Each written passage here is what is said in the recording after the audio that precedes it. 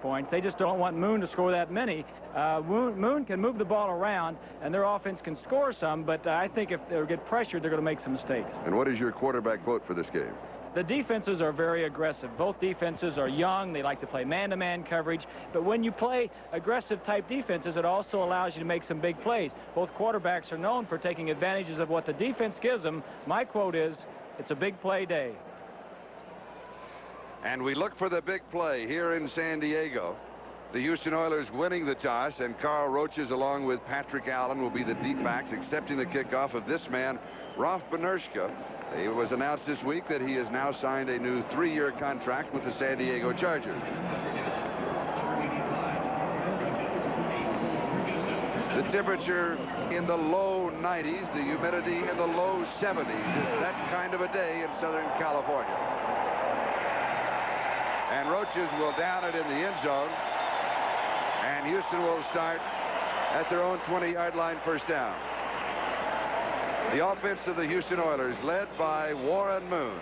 First year in the NFL. Earl Campbell will be the remaining back. Chris Dressel, the H-back. Tim Smith, Mike Holston, Jamie Williams. Outstanding offensive line with one rookie. And in 2 years, this will be the best offensive line in the National Football League. Houston from their own 20-yard line, first down.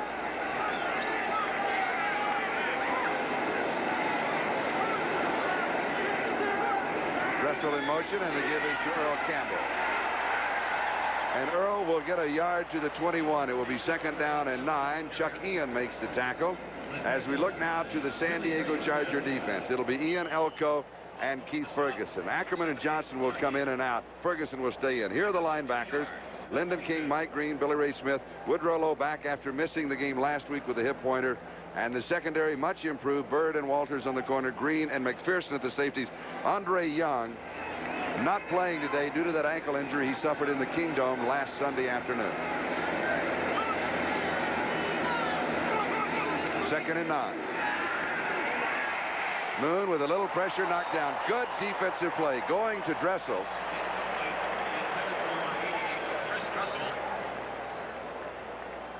Mike Green knocked it down.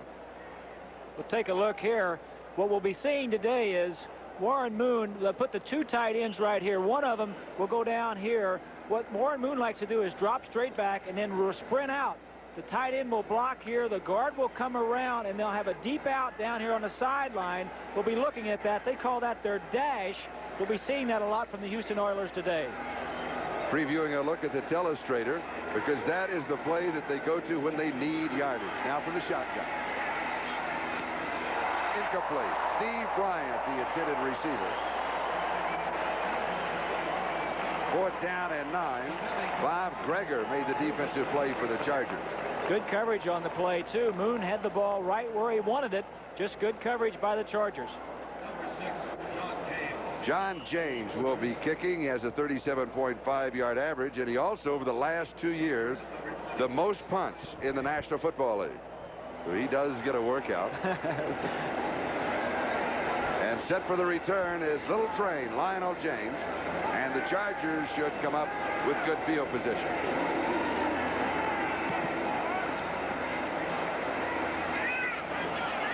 Taken at the 35-yard line. And returns to the 40-yard line. A 43-yard kick with a 5-yard return. And we have a flag drop at the far end of the field. While we check the flag out, let's look forward to the offense of the San Diego Chargers. Of course, it will be Dan Fouts at quarterback. Fouts not only with that bruised shoulder last week, but he also has a bit of a hamstring pull. And only threw, as we mentioned earlier today, he only threw 1 day in practice. Could have practiced a little bit more, Charlie, but they just didn't want to take any chances. Fouts is 33 years old. He has done this before, not practiced during the week, and come on and had good games on Sunday. Illegal formation. Did not have 7 men on the line of scrimmage. Kicking team. Penalty declined. 1st and 10. So the Chargers have the ball in excellent field position at their own 40-yard line. Dan Fouts, Ernest Jackson will be the running back with Joyner, Chandler, Winslow, and Sievers as the 4 receivers: Clapham, Wilkerson, Masick, McKnight, and White, that offensive line.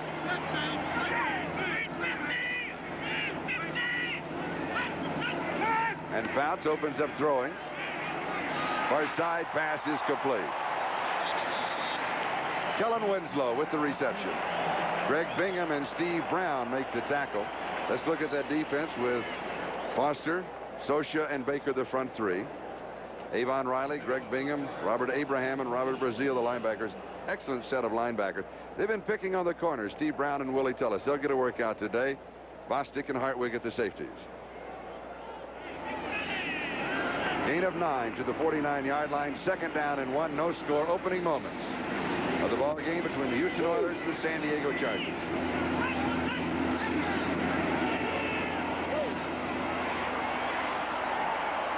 Wes Chandler picks up the first down. Willie Tullis makes the play. Good coverage on the part of the Houston Oilers.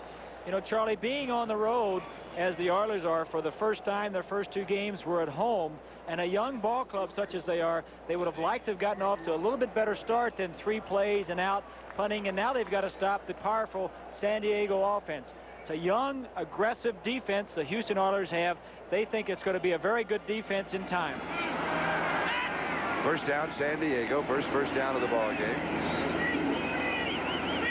Joyner moving outside at the top of your screen. Ernest Jackson. And Jackson to the 44-yard line. He has 3, so it'll be second down and 7. Greg Bingham, inside left linebacker, makes the tackle for the Houston Oilers.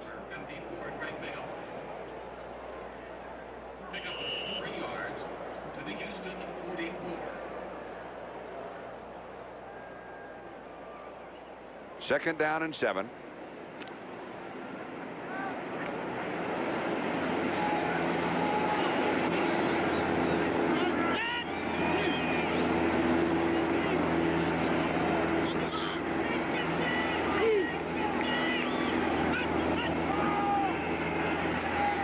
Fouts over the middle. The pass is complete near the first down. Defensively, Carter Hartwig and Robert Abraham bringing down number 88, Pete Holohan. Take a look at this play. The man in motion will come back here. The tight end will come and go outside. The motion man will then come back underneath the defense. It's just a little trick to pick up some yardage. Here it is. Let's roll it. Man goes in motion, goes upfield, the tight end, and he crosses. Fouts reads it very quickly. The 2 linebackers had dropped straight back, Charlie, in zone coverage. When you drop straight back and don't cover a man, you're covering an area or a zone. Fouts saw it and hit the underneath receiver. And it is a first down for San Diego. Houston 37-yard line. Bobby Duckworth has checked into the offensive set for San Diego, number 82. Has 5 receptions for 176 yards. That's an average of 35.2 yards. Fouts is 3 for 3. Opens with a hot hand. He's now 4 for 4. Is Duckworth. And he's out of bounds, 25-yard line. A gain of 12 on the play, and Bostic was chasing it. Jerry Glanville, the defensive coordinator for the Houston Oilers, said they were going to try and change up on Dan Fouts. They weren't going to give him a steady diet of blitzing or man-to-man. They're going to mix in some zones. That time they were in a deep zone, and unfortunately for the Oilers, they just threw a quick hitch and gained about 9 yards on the play. Obviously, they gained 10 because it's 1st and 10. At the Houston 25-yard line. Pete Holohan in motion. Now he reverses. Fouts sets up on the skin part of the infield, throws, Holohan, it is incomplete in the end zone. And Holohan has the best hands on the Chargers. Keith Bostic, strong safety for the Houston Oilers, had the defensive coverage. This time they switched it up. The Oilers in his man-to-man coverage. Fouts reading it very quickly, looks to his right, comes back to his left, sees the man coverage. Good throw. Great throw. Good coverage by Bostic. Get his hand in there and just knock the ball free. Fouts is right on the money. Second down and 10. You hear him saying deuce right. That means 2 receivers on both sides. Kellen was on the wrong side of the formation. Ernest Jackson. Jackson will pick up maybe a yard on the play. Let's call it 3rd down and 9. Robert Brazil makes the tackle. Now let's check the scoreboard. Fourth quarter, New England out in front of Seattle. Seattle led that 23-0 at one point. Raiders in Kansas City. Kansas City led that 13-0. And a final, Chicago continuing their winning ways by 2 over Green Bay. And a final, the Jets scoring 43 points. That may be an all-time high for recent vintage Jet offense. Minnesota leading Atlanta in the fourth quarter. Here we have no score. Fouts, far side. It is Charlie Joyner. Has it out of bounds. 12-yard line. Keith Bostic had the coverage. A gain of 13. It'll be a first down. This is just too much. Dan Fouts, a veteran, man-to-man coverage in the secondary. He's got so many weapons to go to. Chandler or Winslow. Here he goes to 18. Charlie Joyner, 1st and 10. And nice. San Diego with a single back offense. Severs and Winslow. Holohan also, they have 3 tight ends to operate out of 2 spots. And they go with always at least 2 wide receivers. 9th play of this drive that started at the San Diego 40-yard line following a Houston punt. Here's Ernest Jackson. Jackson almost breaks it. Gets to the 4, maybe the 3-yard line. Robert Brazil and Bostic stop him there. It's a good shot of the San Diego running game. Watch the 2 guards right here.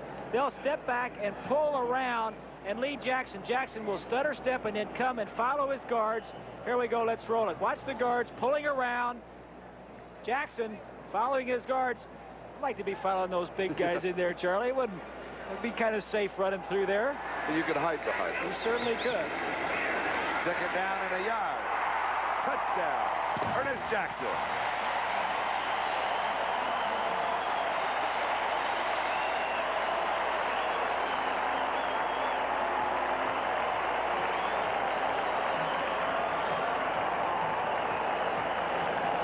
Jackson, that is his first touchdown in the National Football League. Just a straight toss. Johnson, Pete Johnson, all 265 pounds of him, throwing some blocks out there. Straight on man-to-man blocking. E.T. as they're calling him now. They said yesterday they're calling him E.T. because it's Ernest T. Jackson. Gets him on the scoreboard. Ralph Benerska adding the point after. And the San Diego Chargers take the early lead. 9:54 time remaining. We're in the first quarter. The score, San Diego 7 and Houston nothing. We'll be back with a kickoff in just a moment. And I suspect enjoying that touchdown as much as anyone at sold-out San Diego Jack Murphy Stadium is majority owner Alex Spanos. Like all owners, always worried during a ball game. Little tentative, a little excited. Nice man. And what a great story. He is Horatio Alger. He truly is. Roaches, he'll down it about 9 yards deep. So Houston, for the second time in the ball game, will start on offense at their own 20-yard line. The scoring drive. 4 minutes and 1 second. 60 yards, 10 plays. There was not a flag. And Ernest Jackson scoring from 3 yards out. So Houston now with their second opportunity on offense. The Oiler offense geared for the passing attack. Much more so than the running attack. They feel that their future rides with Warren Moon. And he is a good one. Holstein in motion. Earl Campbell. Same way they opened their original offensive thrust. This time Campbell picks up a couple to the 22, and it will be second down and 8. You're right, Charlie. They are more of a pass first, run second type of offense. That is different for the Houston Oilers. Hugh Campbell has come in. Warren Moon has come in. And they have really said, we're going to throw the football down the field. We're going to stretch the field vertically. We're going to get some speed receivers and make you cover 50 yards down the field. We'll open up the running game as well as the short passing lanes. Oilers now with 2 wide receivers on the near side, Tim Smith and Steve Bryant. And here is Campbell. And he'll lose a yard to the 21, so it is third down and 9. Billy Ray Smith making the tackle. Hugh Campbell, the new head coach of the Oilers. Lyndon King was also there. Stutter step by Earl to the right. The guards have an opportunity to get around. 62 Schumacher really there was nothing there. He overran the hole if he could have got back inside. Pretty good defense by the right side of the Charger defensive line. Earl Campbell now 3 carries and a total of 3 yards. The Oilers with 4 wide receivers, Bryant, Smith, Holston, and Mullen. 3rd down 9 from the shotgun. It's there, Tim Smith, matching the number on his jersey with receptions last year. A gain of 16 yards to the 37-yard line and a first down. Leading wide receiver in the National Football League in 1983 with 83 receptions. He came back this year, Charlie, and couldn't find a spot in the starting lineup. That has to be discouraging. It is very discouraging, but as Hugh Campbell was explaining, he plays half the time, but they just wanted more speed in there. Smith has got great moves. As you saw there, he went down about 15 yards and broke to the outside, and Moon was right on him. First down, Houston, their first down in the ball game. Chargers lead it 7-0. 8 minutes, 20 seconds left to go in the first quarter. Jamie Williams, and Williams is decked by Gilbert. One thing we want to mention about Warren Moon, he does have great mobility. He can move around in the pocket. He can move around within the pocket, and people really don't understand. He's got good, quick feet. He's got feet that can move around. If he has to slide to the right, he's looking to the left, wants to throw left, and he knows there's no chance over there, so he comes back to the right to give himself more time and just dumps it off. But a quarterback these days, Charlie, has to be able to move in the pocket and also scramble around outside of it. No gain on the play, 2nd down and 10. This is Moriarty. Larry Moriarty of Notre Dame, replacing Campbell as the remaining back. And he will pick up a couple of yards to the 39-yard line. It'll be 3rd down and 8. Billy Ray Smith, number 54, out of the University of Arkansas, making the tackle. Let's check the scoreboard. 4th quarter, New England pulling away from Seattle after Seattle led earlier. This is a final, Minnesota over Atlanta by 7. 4th quarter, the Colts leading. That's an upset working, leading by 2. Washington an early lead on the Giants. 4 receivers in the ball game for the Oilers. 3rd down and 8. Moon for the shotgun, and he goes deep. A flick of the wrist and overthrows the speedster out of Stanford, Eric Mullen. Mullen's a track star there with a 10.97 100 meters and a 22.12 200 meters. Pretty good coverage on the play. Mullen's great speed.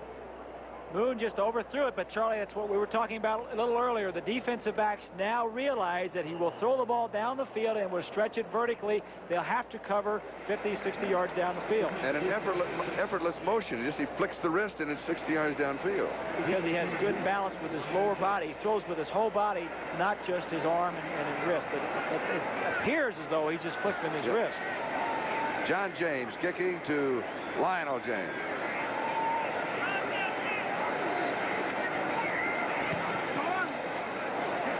Good kick. Taken at the 15-yard line.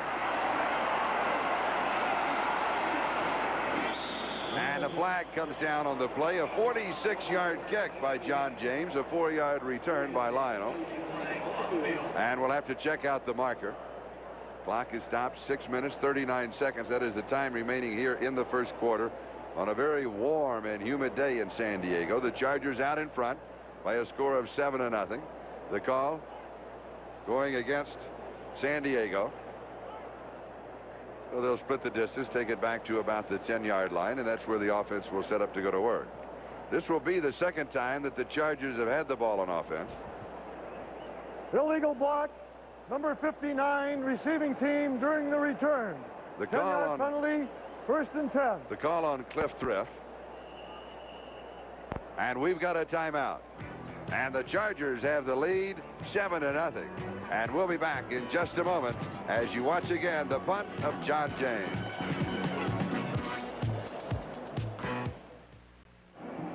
With 4 minutes and 44 seconds to go in that ball game, Kansas City has regained the lead over the Raiders by 1 point. Herman Hurd scoring from 5 yards out.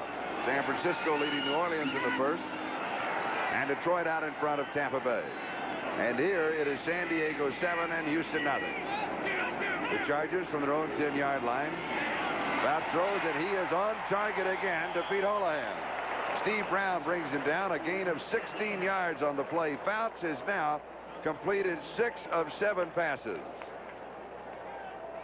Dan Fouts' zone coverage picks the little movement I think is confusing the secondary. The seam pass straight up the field, 3-step drop, and boom, hits his receiver, and boom, Carter Hartwig, 36, hits Holohan. It's a first down at the 26-yard line. Receivers in motion. Ernest Jackson. This is 29-yard line, a gain of 3, so it'll be second down and 7 as Jerome Foster makes the tackle. We now have a final score in New England over Seattle, 38-23. Seahawks out in front in that game early, 23-0. Big win for New England, expected to be a power in the East. They haven't been playing that well. They have a lot of injury. Seattle has been playing exceptionally well. Their first loss. Chuck Knox going back to New England, where he played with the Buffalo Bills several times. Took him in there. Coach did a very good job with him. Second and 7. Fouts going deep to Joyner, and it is incomplete. Steve Brown was there for the defense. It'll be third down and 7. Back at the 29-yard line. That was excellent coverage by Charlie Brown. Steve Brown. Steve Brown. Charlie Joyner was getting up a little bit funny. I was wondering if he was hurt or something.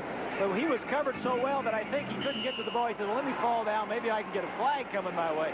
But Steve Brown was victimized last week by the Indianapolis Colts a couple of times. That time, good coverage by the young defensive back. Third down and 7. The Oilers now with 6 men in the secondary. Third down and 8 officially.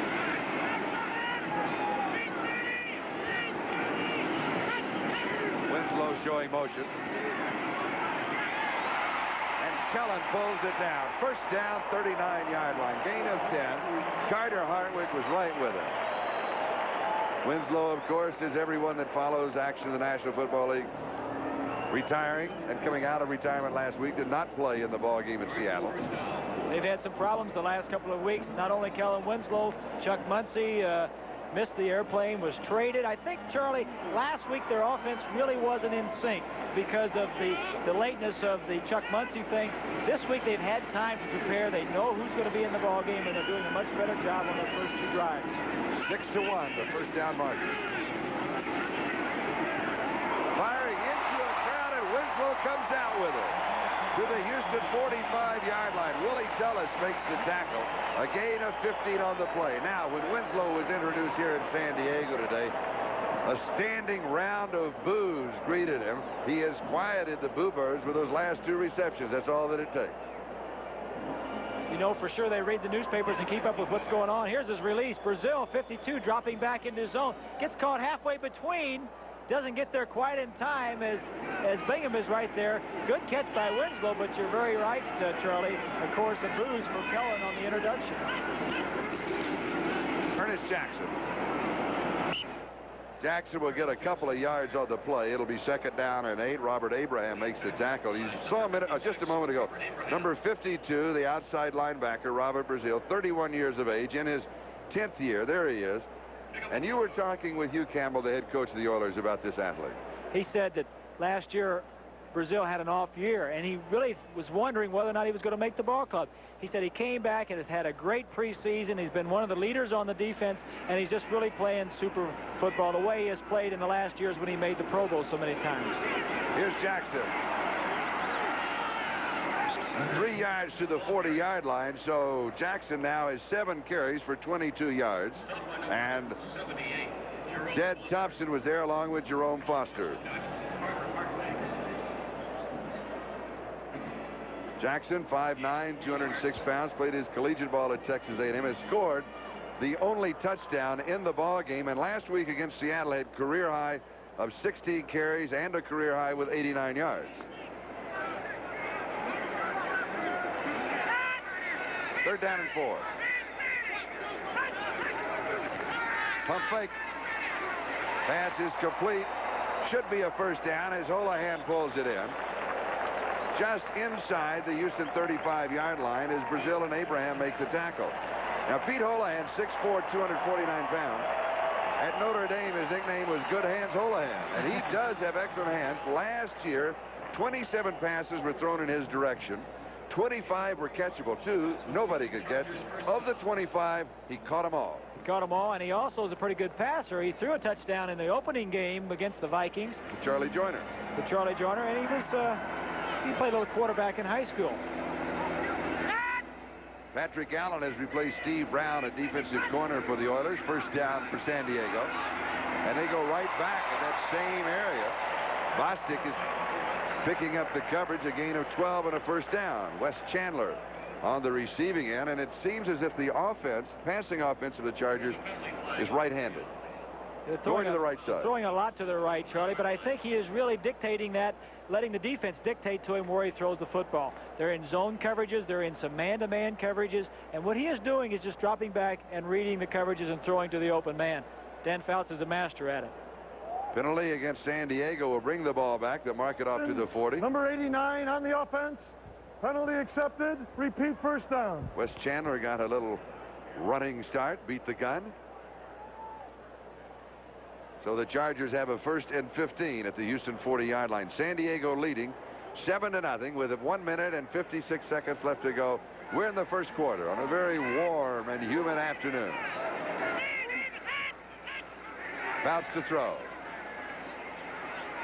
Delay screen to Jackson on the right side. And he gets 7 of the 15, so it'll be 2nd down and 8 as Greg Bingham makes the tackle for the Oilers. So often you'll hear us talk about screens. This is a classic screen. These two linemen, the right guard and the center, will pull out. This man will clear through. And watch the back. He'll set up and then come out. Fouts will go straight back and then deal him the ball. The two linemen will be out in front of him. Here it is. Fouts looking downfield. The linebackers drop back. There's your two linemen. 2 good blocks. Nice gain on the play. And this is the 10th play of the drive for the Chargers. It started back at their own 10-yard line. Fouts deep over the middle, and it is pulled in by Kellen Winslow.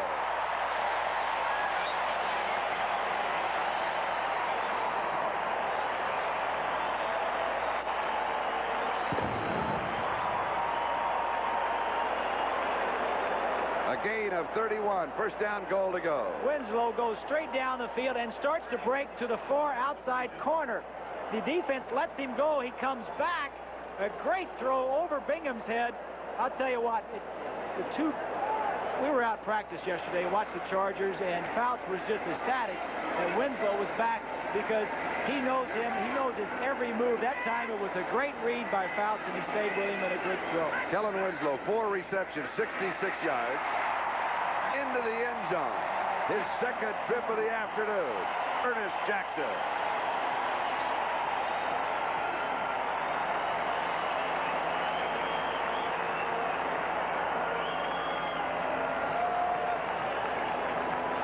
Will toss to the left side of your screen. Straight blocking. A huge hole in the middle. Easy touchdown for the Chargers. You know, Charlie, I don't see the intensity. I don't see the aggressiveness on the part of the Houston Oilers. The young, aggressive defense that we were told that they displayed the first 2 games. Being on the road the first time may be affecting their aggressiveness and their intensity. Ernest Jackson, 8 carries, 24 yards, rushing, 2 touchdowns, extra point by Rolf Podolska. So with 19 seconds left to go in the first quarter, the San Diego Chargers not only shutting down the Oiler offense, they've stopped them twice, but they have a lead. San Diego out in front by a score of 14-0. We'll be back with the kickoff in just a moment. This is one way to cool off on a very warm afternoon. It is hot too, Charlie, down there. It was supposed to be up in the high 90s in certain areas of the area. I don't think it's that high here, but the humidity is really hot. Ralph Benerska will be kicking off to either Patrick Allen or Carl Roaches of the Oilers. And also, with San Diego out in front 14-0, 19 seconds to go in the first period, let's not overlook the Charger defense. They have very effectively and very efficiently shut down any Oiler attempt at an offense. Roaches 3 yards deep. He'll run it out. And he'll only get to the 14-yard line. So Houston again will have their backs to the wall. They try and mount some kind of an offense around third base in the baseball configuration. Bob Greger making the tackle for the San Diego Chargers. We've got a timeout. San Diego has the lead. The American League West, the most exciting pennant race in baseball, coming on NBC. Right now, here's a preview. The American tradition continues as all of baseball catches pennant fever in the September drive for the titles. The tension builds with each pitch as NBC Sports brings you the games which will decide the outcome of the 1984 season. The tradition is here on the home of the World Series next Saturday. If you visited all the places some nationwide long-distance companies don't serve, you'd be on the road a long time. There are a lot of services you take for granted with AT&T that most companies don't have, like calling from anywhere to anywhere, operator service, and immediate credit for wrong numbers. Looks like most companies still have a long way to go to measure up to AT&T. The more you hear, the better we sound. Reach out and touch someone. I can't tell you everything Ford has done lately, but just for openers, let me tell you about the doors. Ford's aircraft-style doors blend smoothly into the roof line. They also have concealed rain gutters. This contributes to better aerodynamics, which reduces wind noise and saves you fuel. Better doors are just one more area where Ford is closing in on perfection. You're gonna love the quality. Ford, quality is job one. A sellout crowd here in San Diego, but a few empty seats, as you might suspect on this kind of an afternoon. It is perfect beach weather. You got that right. Oh, yes. Houston now from their own 15-yard line.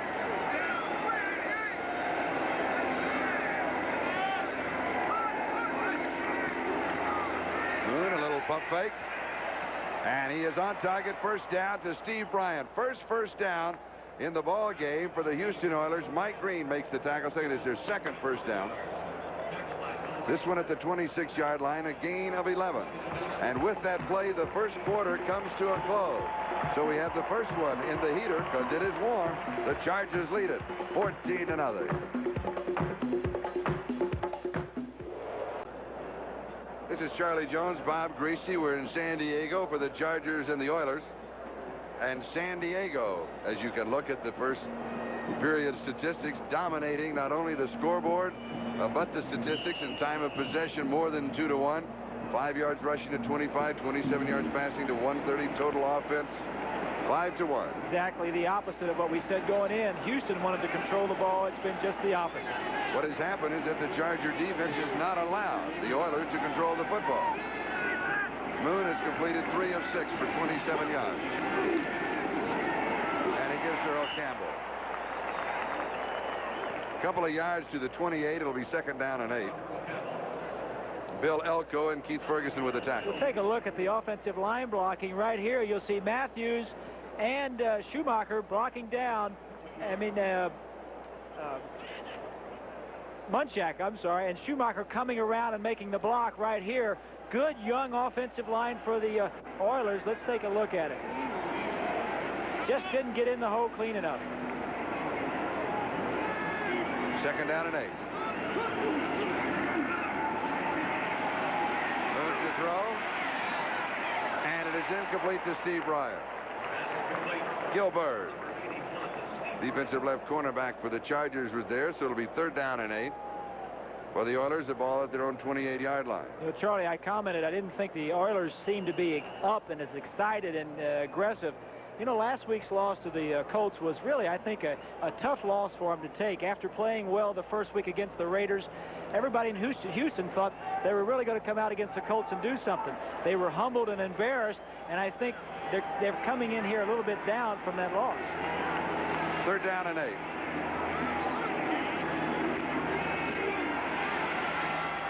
And here's the first down to Tim Smith. Smith to the 40-yard line. A gain of 12 on the play. Close to 13 yards. And it is the first down. Ray Preston was there for San Diego. I think the Chargers were a bit embarrassed as far as the team was concerned. Not that they lost to Seattle. Seattle's a good ball club. But the way that they lost to Seattle. Well, anytime you turn the ball over 8 times, of course, Fouts had 4 interceptions and they had some fumbles. It's a very embarrassing way to lose. San Diego's in their division, and they're trying to prove something here today, too. First down for Houston on their own 40-yard line. Larry Moriarty, the remaining back, and he takes the pitch. And dives to the 44-yard line. A gain of 4, second down and 6. And Lyndon King was the man who brought him down. Let's check the scoreboard. This is now a final. St. Louis, they did it. They were favored, but they win by 1. Colts, they're a pretty good ball club. They are a good ball club, especially at home. Fourth quarter, Raiders now in front of Kansas City by 2. That one is going back and forth. The Raiders always come back at the end. Number 62, offense, repeat first down. The call on John Schumacher, offensive right guard for the Houston Oilers. That's been one of the problems of the young offensive line we were talking about. Some of the mistakes they're making, holding, illegal procedures. Steinkuhler's had some problems with the staggered snap count that Moon has been using. So that will all come in time. First down and 20. 13.5 minutes left to go. First half. Moon to throw. Chargers lead 14-0. It is high, wobbly, and he overthrows everybody, including Gilbert, the defender. Eric Mullins, the intended receiver, and Moon took a bit of punishment right after he made the release. Good pressure from Keith Ferguson of the Chargers in there. Forced him to throw it a little bit before he wanted to. Therefore, it went a little bit high. But Moon is really has the mobility, but he's been sacked 9 times, I believe it is, Charlie. And I think that is due partly because of his inexperience and also partly due to the young offensive line. It is now a final. The Raiders defeat Kansas City by 2, 22-20. And the Raiders, a week from tomorrow night, will be hosting San Diego. That's the Chargers' next game against the Raiders in Los Angeles. Second and 20, Moon to throw, has pressure. Gets it off to Moriarty. They'll say no, he was in the grasp. In the grasp of Billy Ray Smith.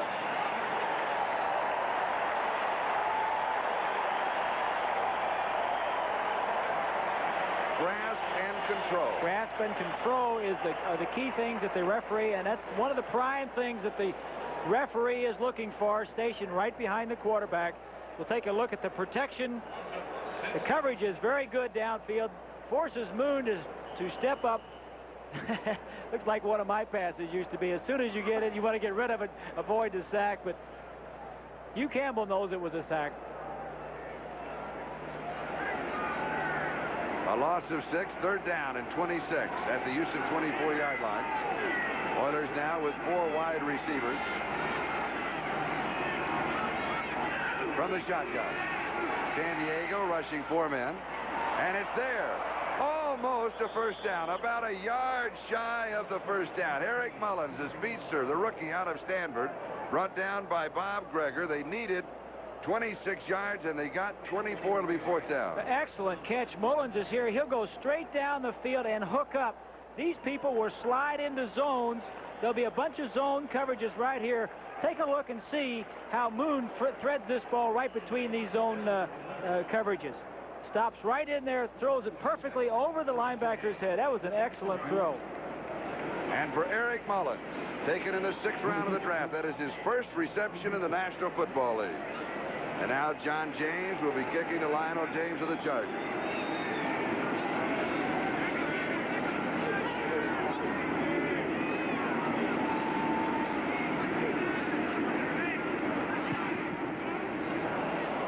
Going for the corner. And it goes out of bounds. Let's see where the mark is. They'll mark it out at the 23-yard line. So San Diego will go to work in their own territory. A 28-yard kick. Chargers lead it 14-0. This is Charlie Jones, Bob Griese. What impresses you most about Warren Moon? Well, he's big and strong, which I never was, but it's his quick release. He whips the ball. He gets that ball back there, and he just gets rid of it so quickly. And a quick release is from the time you make up your mind to throw the ball to the time you get rid of it. That way you won't get many passes knocked down. He does a tremendous job of that.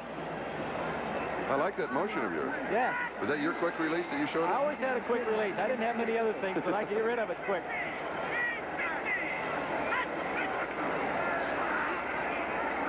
And Fouts, he has a quick release, and he releases it to Jackson. Ted Thompson makes the tackle for the Houston Oilers.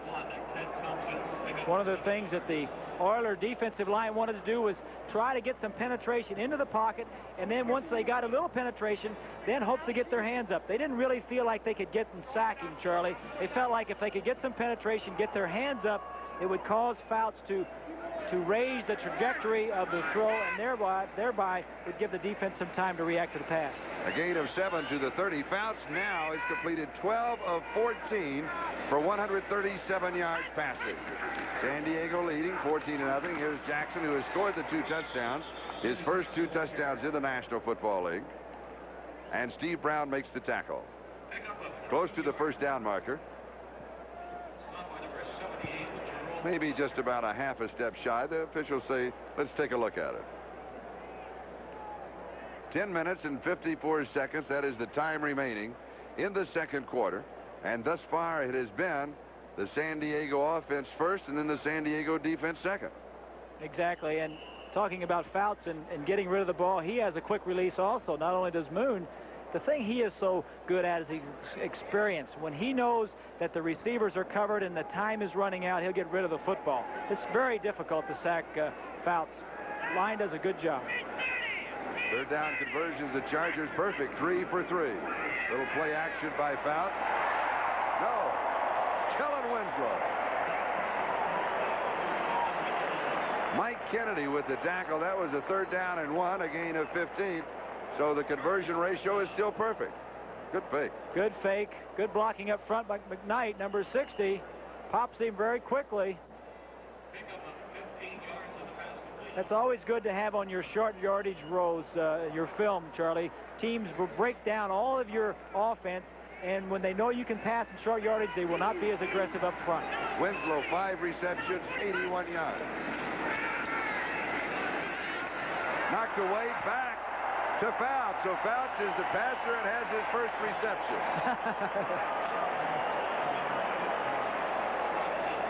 And he picks up a yard. So that's not bad there. This is a good example of what we were just talking about. The Oilers not being able to get to him, just want to get some penetration and then get your hands up. There you see it right there. 2 hands, 3 hands up. All 3 defensive linemen have a hand up in his face. Fouts, he says, I don't have the right number to catch this football. I need an 80 number to do this. Let me get down and get out of the way. Mike Stinsrud, that deflected the ball. Gain of a yard, 2nd and 9. Receivers showing motion. And here's Ernest Jackson, and he is cut down at the line of scrimmage by Jerome Foster. It'll be 3rd down and 9.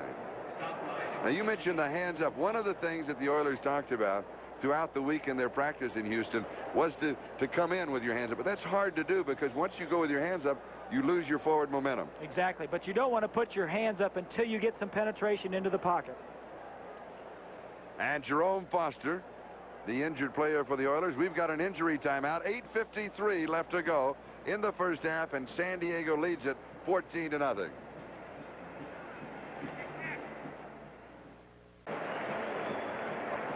Jerome Foster coming out of the ball game.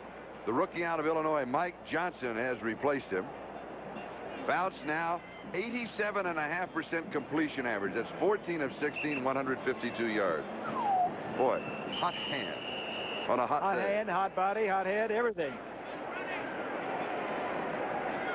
3rd down and 9. San Diego at their own 47-yard line. There's not a remaining back, just receiver.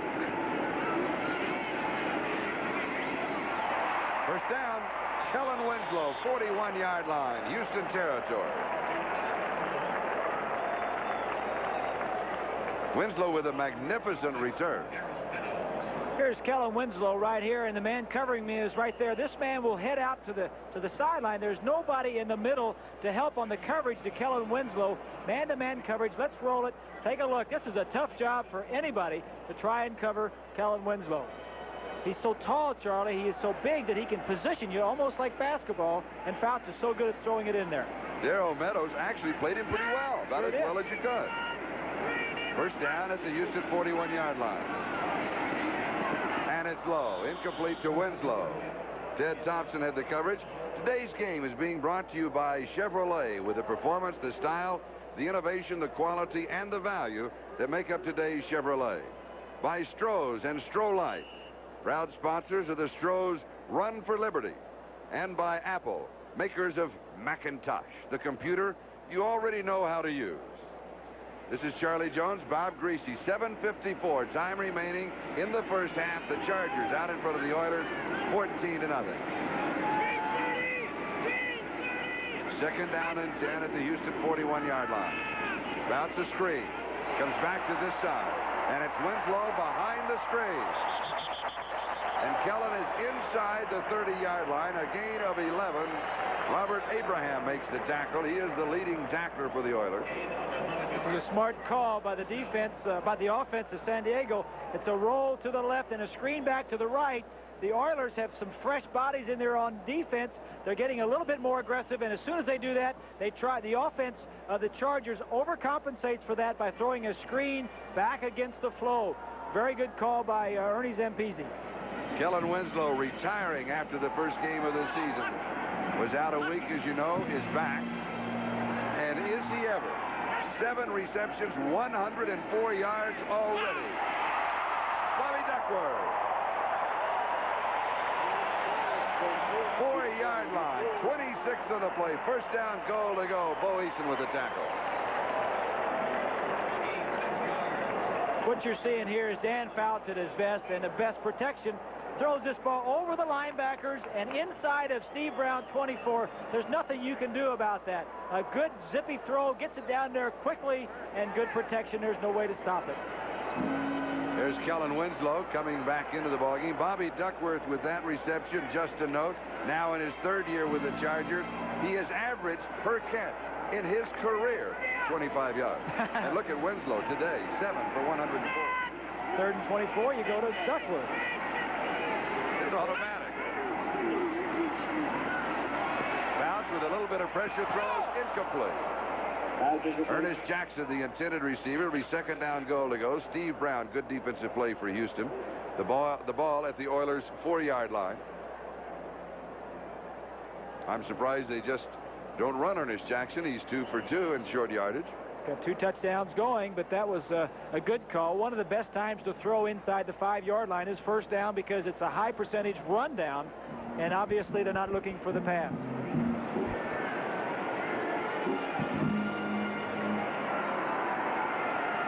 San Diego with an opportunity here to go up 21-0. Second down, goal to go at the Houston 4-yard line. The big guy, Pete Johnson.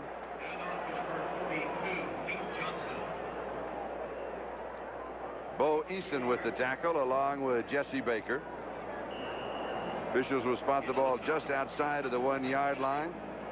13-7 Washington. Redskins out in front, second quarter in that ball game. San Francisco, as expected, leading New Orleans. Rams and Pittsburgh tied at 7, second quarter.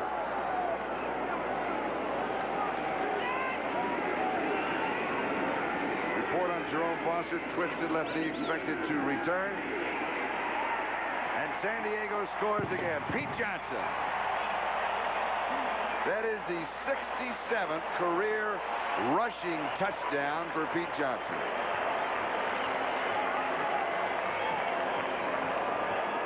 And San Diego moves on top by a score of 20-0. Take a look at the line surge right here. And when the Chargers get finished, it'll look something like this. They push the offense, the defense of the Oilers back into the end zone. Let's take a look. Pete Johnson is bad enough without the offensive line pushing you into the end zone. Good surge by the offensive line of the Chargers. Johnson listed at 6 feet even and 278 pounds. And that weight does fluctuate up and down. Give or take a couple pounds. Extra point is good. So the score, San Diego 21 and Houston nothing. 5:29 to go in the second quarter. Reno and Duper lead the Miami Dolphins against the Colts next week. Here's a preview. Don Coryell, turn around. Thank you, Don. Going for his 100th career coaching wins, including the playoffs. He takes a cue well on the sideline, too, doesn't he? He is an excitable man on the sideline. He gets his players up. I think he's more excited than the players are, Charlie. Here's Patrick Allen on the return. And he returns near the 25-yard line. Little note on Coryell. We were at practice yesterday. It was warm as it is today. He said, everybody stay out of the sun. We looked. There wasn't any shade. We've got a timeout. The Chargers have the lead. We'll be back in just a moment. This is Charlie Jones, Bob Griese, just to give you an idea of the domination not only by the Charger offense, but by their defense, much aligned in the past. They had a good game against Minnesota. Not a bad game against Seattle, but they were on the field quite a bit of the time. But so far, they have shut down any Oiler attempt at an offense. Houston's ball at their own 25-yard line. Dressel in motion. Moon has time, fires. It is caught. It'll be a touchdown. Tim Smith. Moon threading the needle with a quick release, 75 yards. Hello, Houston. The defensive back tried for an interception, and when you do that and miss, it can be 6 points the other way. This may be the spark that Warren Moon and the offense needs, Charlie. Quick strike offense. He just whips this ball in there, as we talked about a little earlier. His quick release gets the ball there just in before the weak safety gets there. I couldn't tell if that was McPherson or who it was, but Smith doesn't care. He's off to the races, and it's a big play for the Oilers. Tim Smith now, 3 receptions, 103 yards, and a touchdown. And that is his first touchdown of the season. And Florian Kemp, watch this motion. Looks like John McEnroe getting ready to serve. I think that's where he stole it. I really do. That play took 11 seconds. And the Oilers are on the scoreboard. So now we have 5:09 left to go in the second quarter. And suddenly it's San Diego 7, Tim Smith and Warren Moon, and the Houston Oilers 7. 21-7. So far this season, it has been an unlucky 13th for Hugh Campbell, but with that big offensive line and the quarterbacking of Warren Moon, that won't stand up. Florian Kemp kicking off either to Lionel James or to Buford McGee. James, and he will down it in the end zone. So San Diego will bring the ball out to their own 20-yard line. This will be their 4th offensive possession in the ball game. What happened the other 3? Well, they rang up points on the scoreboard. We'll be back.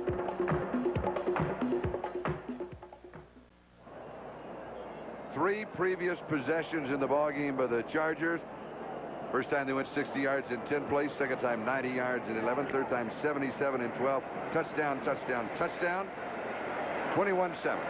Fouts has completed 16 of 20. He has already thrown for 200 yards in the ball game. In his career, he has 36 300-yard games. He may make that by halftime. It's there. Wes Chandler. A defender fell down, a handful of jersey at the 20-yard line. Steve Brown saves the touchdown. Came up with the football. They say no. Play was dead. 60 yards. So Wes Chandler with a response to the 75-yard reception of Tim Smith. The Houston Oilers are trying to get some pressure. They'll blitz this linebacker. This safety will go over here. Chandler will come from the right of your screen and go right down the middle. There'll be nobody there. Let's roll it. Take a look. Linebackers are blitzing. The safety goes with Winslow. The corner falls down, and that's what happens when you blitz. You put your defensive backs one-on-one, trying to get pressure. It's a tough way to go. Fouts can read the pressure, read the blitz, and he can also pick you apart on the zone. And your quarterback quote was big play day, and we have him here back-to-back. Here's Ernest Jackson. And Jackson rolls to the 11-yard line. A gain of 9, 2nd and 1. Bo Eason with the tackle. Eason, a rookie out of Cal Davis, taken in the 2nd round of the draft. Good play calling on the part of the Chargers, Charlie. Passing on first down, catching him in a blitz, and then running wide, mixing it up so the Oilers don't know what you're going to try and do. But the thing that the Oilers are trying is they're trying to zone coverages, they're trying some blitz coverages, they're trying man-to-man, and whatever they throw at Fouts, he's reading it and taking advantage of it. And Fouts now has thrown for 260 yards. Here's some more, knocked away. Bobby Duckworth, the intended receiver. Steve Brown with the defensive play, and 2 flags are down. Fouts was also down. Good protection by the line again all day to throw. Almost. Almost a big play by Duckworth.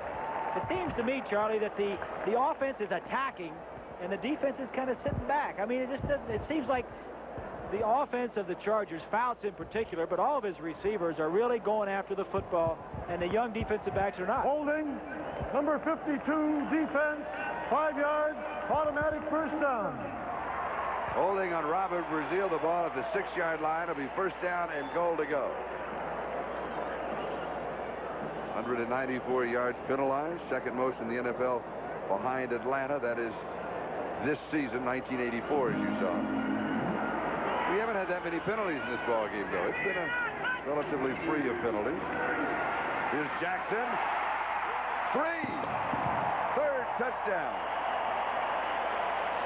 Not only does Ernest Jackson score his first down in the National Football League, it's the first game he scores 2, and now it's the first game that he scores 3. 12 carries, 43 yards rushing for number 41. Straight blocking up front. Ernest Jackson is making the San Diego fans forget about Chuck Muncie in a hurry. Good running on his part. Says, I'm not going to spike it. I'm just going to hand it to the official.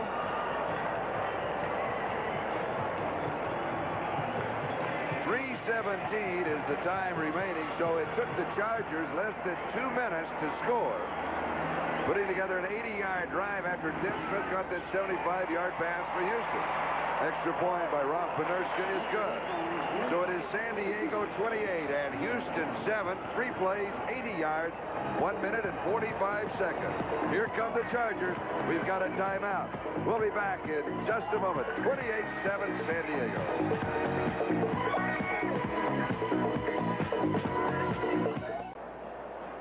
Thank you, Bob, and I'm very proud of the AFL Remember this series that we'll have throughout the season as we look back to the past 25 years. It all started in 1960. Oh, so many, many years ago.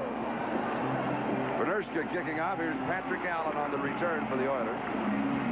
Still on his feet, and he's around the 23, maybe the 24-yard line in Houston territory.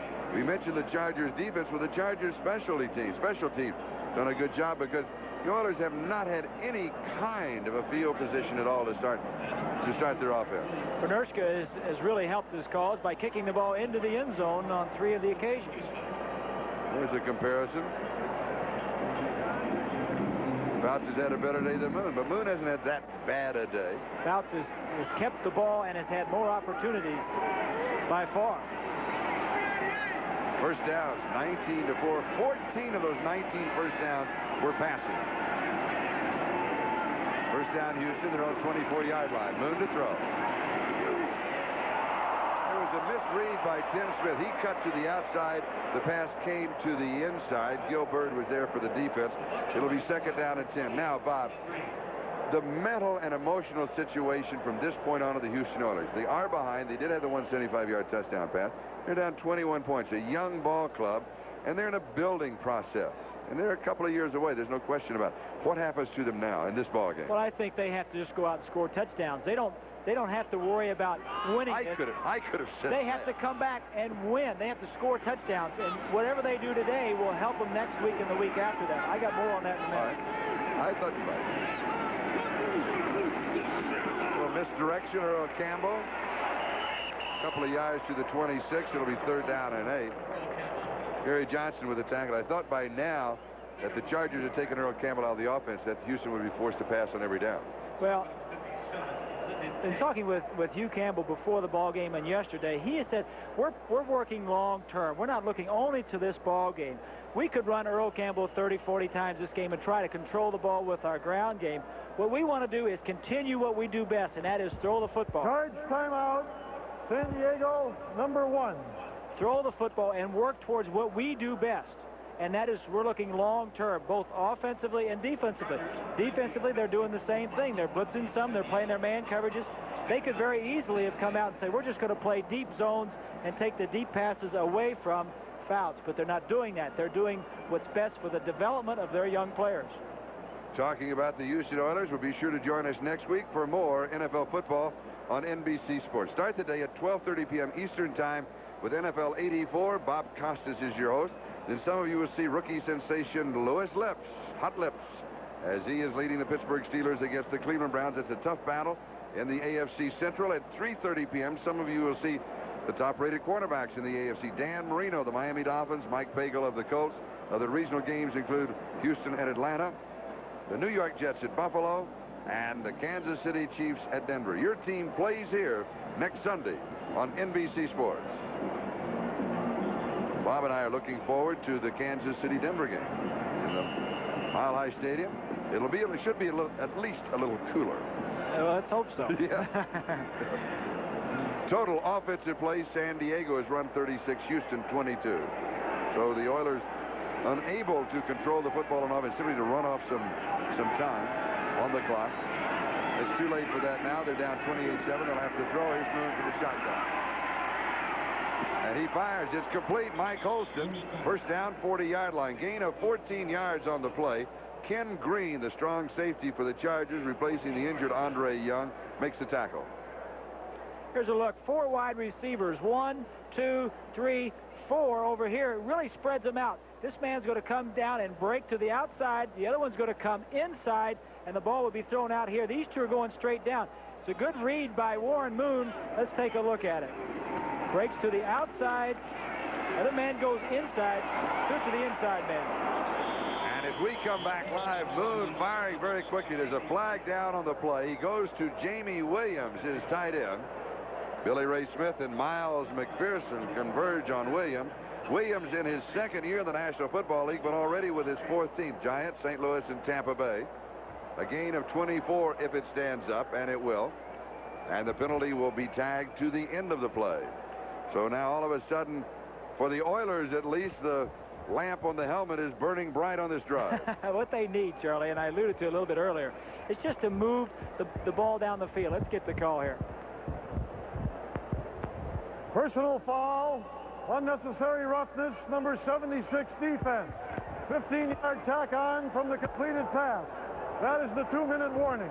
The call going against Keith Ferguson, and with the penalty, the play goes to the San Diego 20-yard line. The Oilers will have a first down, and we've got a timeout. 2-minute warning. Houston trailing by 21, but they're on the move, and we'll be back. Yep. The statistics on Warren Moon, they are good for a quarterback that's down by 21 points. He's completed 8 of 14, 178 yards and a touchdown. You know, Charlie, what Warren Moon is going through now, behind by 21 points before halftime, okay? When I first came up with the Dolphins, we were in this situation all the time. And the key is young offense, young quarterback, just get the experience and score some touchdown and build the momentum for next week. First down at the San Diego 20-yard line.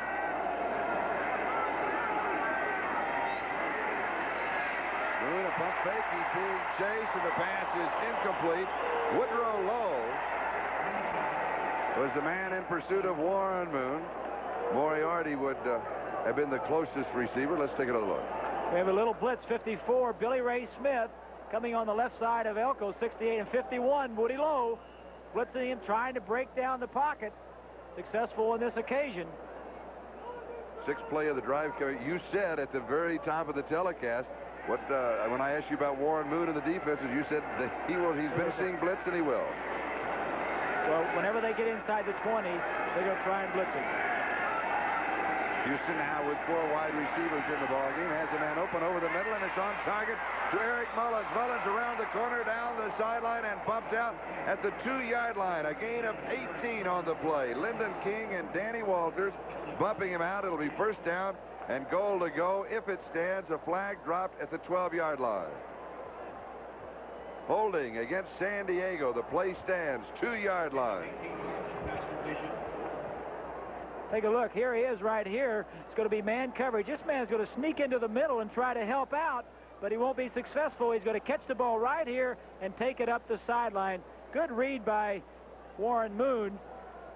Supposed to have help on the inside. He doubles the wrong man. Moon sees it and goes. Good play by the Oilers. I'm impressed how well he is reading the coverages, Charlie. Does Warren Moon have a problem here because of the end zone. It's only 10 yards deep. He's used to one being 25 for the last 6 years. He certainly does. And in talking with him earlier in the week, he says the biggest problem I've had is the end zone area. In Canada, it was 20 yards deep. Here, it's only 10 yards deep. A big adjustment for him. Two running backs, Earl Campbell and Larry Moriarty.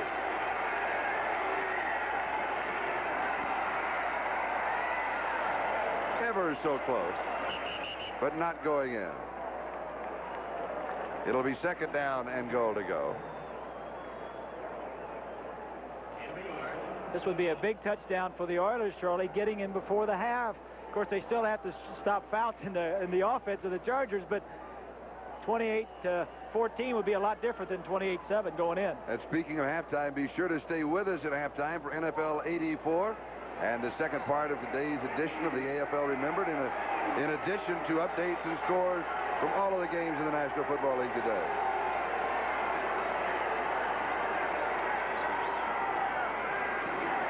Earl Campbell.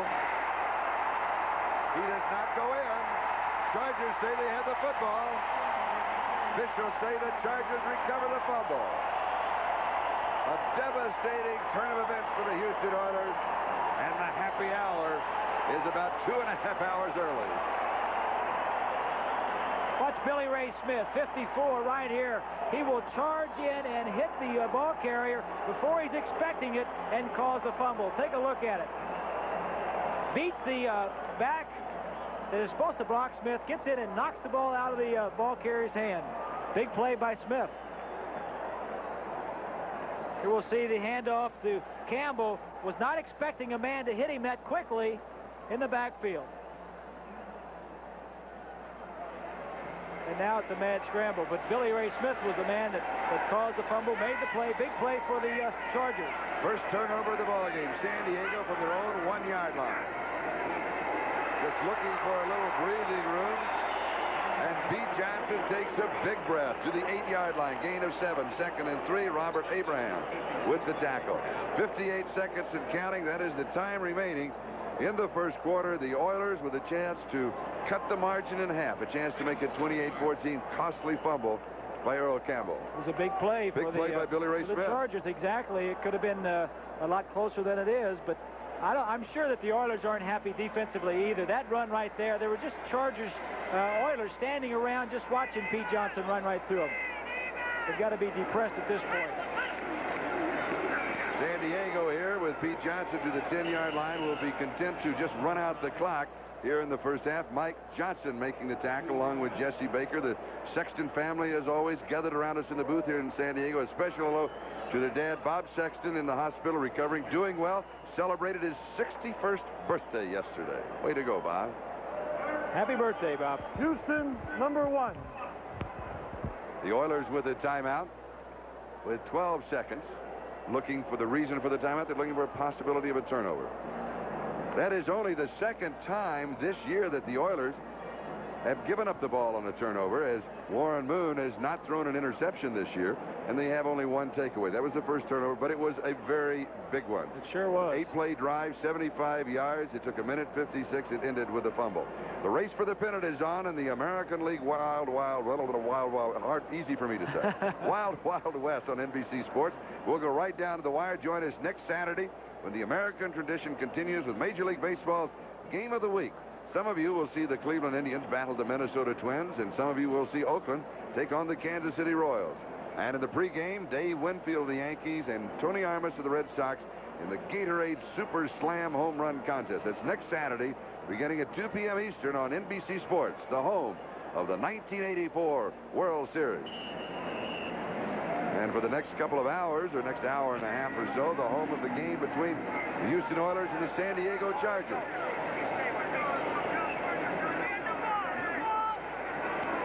Now Masick, the center, wanting a new ball. Sometimes, you know, you come up there and there's dust all over it, Charlie. It's on the infield part of the and some of those Oilers just may have dropped some sweat on it and then kicked some dirt up on it just to get it ready. You know, it might be a fumble. You know, you snap the ball, dirt and mud on it. Reset the those clock. Defensive linemen will do those things now and then. 18 seconds. Offensive linemen would never do that. Defensive linemen, yes. If offensive linemen were you would be having long talks with him, right? In fact, we used to have problems with the center sweating on the ball, and when he snapped it, it would be slippery when the quarterback got it. San Diego, 6 of 6 on third down conversions, and now 7 of 7. They've had a perfect third down first half. This time it is Pete Johnson, Avon Riley making the tackle, along with Greg Bingham, and with that play, the first half comes to a close. So the San Diego offense, the San Diego defense dominating the Houston Oilers. Houston with a 74-yard touchdown play. Don't forget, NFL 84 coming up right after this.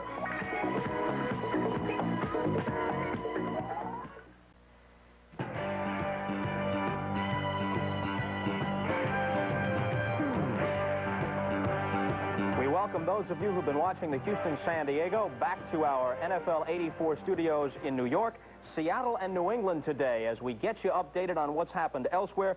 Seattle led it 23-0 at one point. New England roared back with Tony Eason replacing Steve Grogan. Grogan had been intercepted several times, wasn't moving the ball club. In comes Eason. They come back with 38 unanswered points, 107 yards rushing for Tony Collins, and they win it 38-23. Both clubs are now 2-1. The Raiders over Kansas City today. Boy, Kansas City gave them all they could handle, but the Raiders win it 22-20. John Makovic's club dominated in the first half. They led 13-3 at halftime on a couple of Nick Lowry field goals, and this 71-yard run with an intercepted pass by rookie cornerback Kevin Ross, the man who replaced Gary Green in the Kansas City lineup. He brings it back 71 for the touch, and it looked good for Kansas City, but the Raiders were able to rally in the fourth quarter. After a pass interference call in the end zone against that same Kevin Ross, you saw Frank Hawkins with a touchdown, made it 16-13. Then it was Kansas City's turn to lead on the Herman Hurd 5-yard touchdown, 20-19. But Chris Barr connects from 19 yards out in the waning moments. The Raiders take it by a score of 22-20. At Green Bay today, Chicago on 3 Bob Thomas field goals, up their record to 3-0. They beat Green Bay by a score of 9-7. Walter Payton had 110 yards. He is only about 35 yards now behind Franco Harris. Looks like he'll pass Franco and then Jimmy Brown and claim that #1 spot. Right. Yeah. Well, it's Pat Ryan's 29th birthday today. I don't know what's going to happen later on, but he's had a good day so far. Against Cincinnati, he went 20 of 33, 251 yards. The Jets looked impressive. They beat Cincinnati 43-23. Freeman McNeil watched the Jets get out to a 13-9 halftime lead, and a long day for Ken Anderson. On the day, Anderson was intercepted 4 times. This one by Darrell Ray out of Oklahoma set up a Ryan to Mickey Schuler TD pass. Freeman McNeil, 150 yards on the day. This one of 2 touchdowns. The Jets took advantage of almost every opportunity in the second half. Pat Leahy had 5 field goals. 43-23. Jets are 2-1. And the guys in the funny helmets might be in trouble at 0-3. This will surprise some of you. Minnesota beat Atlanta today, 27-20. Les Steckel gets his first win. Tommy Kramer had 2 touchdown passes. And a great game down in the Hoosier Dome, the Cardinals and the Colts. I want to show you how this ball game unfolded. It would be a seesaw afternoon for that man, Jim Hannafin. He looked on as in the third quarter, Phil Smith, in his second year out of San Diego State, a man with 4.4 speed in the 40, uses it up the left sideline. A 96-yard return for a touchdown, and this gave the Indianapolis Colts the lead at 26-14. Cardinals started a comeback, though, with 3 minutes and 28 seconds left. This one, Neil Lomax, 56 yards, a touchdown pass to his favorite receiver, Roy Green, number 81. 31-30, Colts still led it. Then with 7 seconds left, Neil O'Donohue, a pressure field goal of 46 yards. They win it 33-31 as the Cardinals go to a record of 2-1. Bob? Tough loss for the Colts, but you have to be happy for Jim Hannafin, one of the quality people in the NFL, one of the lesser-known head coaches. He's got a good ball club this year. Now let's update you on the games in progress. The one you're watching, 28-7, San Diego over Houston at halftime. 3 touchdowns for Ernest Jackson, Chuck Muncie's replacement. 134th consecutive sellout at RFK. And Washington is in front of the Giants 13-7 in that ball game. That's at halftime. San Francisco and New Orleans, 17-7 San Francisco in the second quarter. Pittsburgh and the Rams, 14-7 Pittsburgh also in the second quarter. Dallas and Philadelphia. Philadelphia has scored on a Ron Jaworski pass of 16 yards to Mike Quick to offset 2 long field goals, 47 and 51 yards by Rafael Septien at 7-6 in the second quarter. And Detroit at halftime is in front of Tampa Bay by a score of 14-7. Stay with us. NFL 84 halftime activities will continue following these messages from your local station.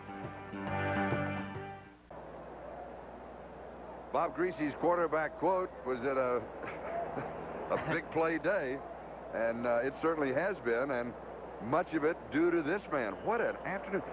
We alluded to it at the top of the show. We must bring it up again. He threw only one day in practice. You said it doesn't make any difference. Some of your best games come after not practicing that much as a quarterback, providing you're a veteran. Well, in fact, sometimes, Charlie, too, not practicing all week, you'll have fresh legs and your arm will be fresh if you're working all week. Sometimes you don't go into the ball game that way. Time of possession is the big thing there, 2-1. We said that the Oilers would have to control the ball. It's been just the opposite. Another point, turnovers. The Chargers with 8 turnovers against Seattle, 4 interceptions and 4 fumbles that they lost, did not turn the ball over in the first half.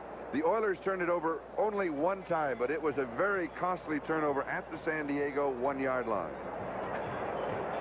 San Diego will be receiving to start the second half. The Chargers lead by 21 points, 28-7. Charlie, if the Oilers have any hope of getting back into this ball game, their defense has got to start shutting down Fouts. It'll be interesting to see what Jerry Glanville, the defensive coordinator for the Oilers, tries to do with his defense coming out the second half. And the second half is underway. The kick will go through the end zone, so the Chargers will start from their own 20-yard line, first down, to open the second half. And here is Dan Fouts. These were the possessions, 5 possessions in the first half of the San Diego Chargers. 60 yards for a touchdown, 90 yards, 77, 80. In the last one, they just run out the clock. They ran out of time, as they said. They ran out of time. So let's see now what San Diego can do when they open the second half. Let's see what this young Houston Oilers ball club can do. They are not out of the ball game, although realistically the Chargers are in much better shape. But let's see what they can do and how they react. As you said, they're not building for this game when you talk to Hugh Campbell, the Oilers head coach. They're building for the long haul.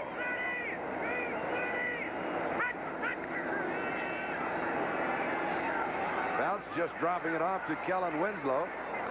And Winslow to the 27-yard line. It'll be second down and 3. Robert Abraham makes the tackle. The Chargers with basically the same set that they started the ball game with. And Eric Sievers will now come. They'll be operating with 3 tight ends, Sievers, Holohan, and Winslow. That offensive line, Clapham, Wilkerson, Masick, McKnight, and White. Fouts, of course, the quarterback. Ernest Jackson, the primary single back, although Pete Johnson in short yardage situations. Joyner in as a wide receiver, Wes Chandler, and Bobby Duckworth.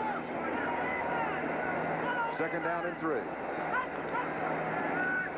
Ernest Jackson scoring 3 touchdowns in the first half.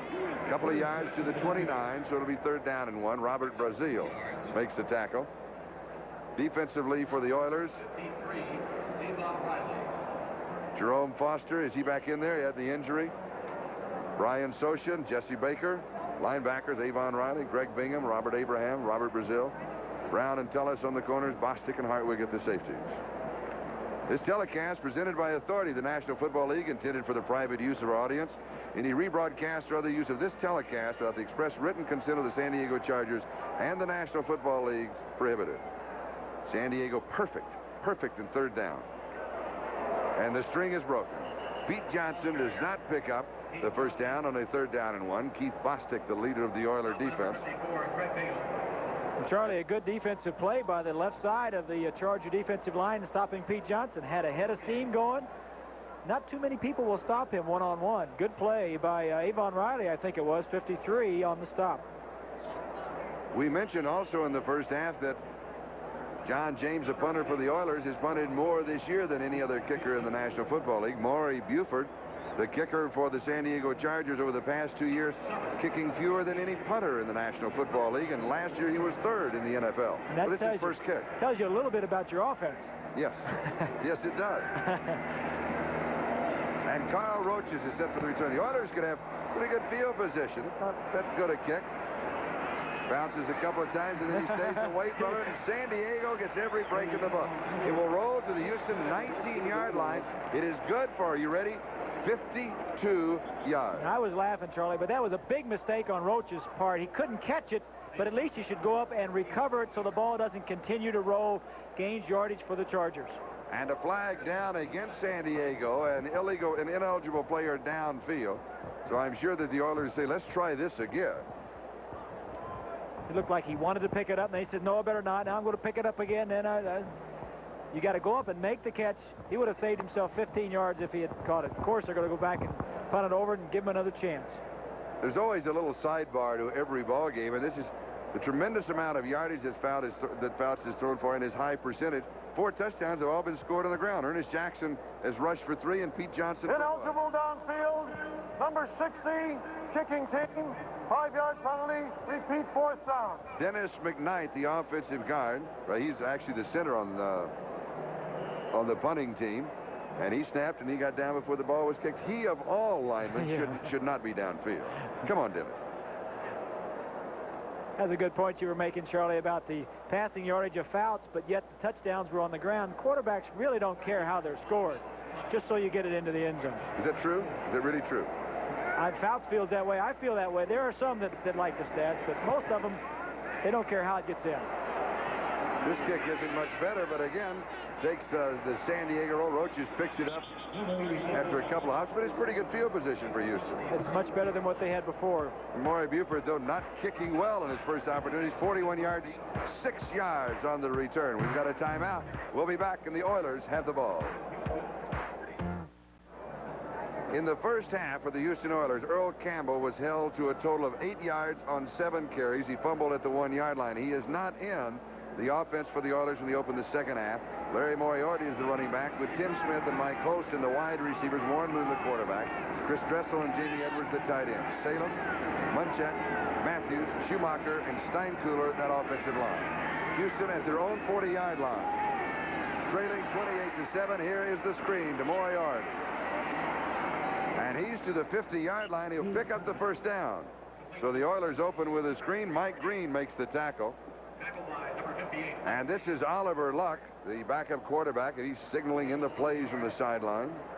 Either that or he has a very strange disease. I don't know. I think some red ants may have crawled over there and got up his leg or something. Way to go, Oliver. You know, and that's not uncommon either. I mean, because the guy giving the signals always looks like a fool, like he's got a scratch here and a scratch there.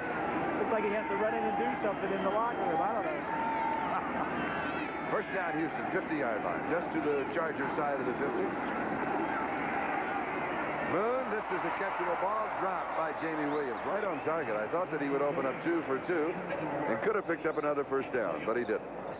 You see the way he just flips this ball? He is actually moving away from the line of scrimmage and throws it going back. Watch him. The speed, the quickness of that arm, that's a catchable ball.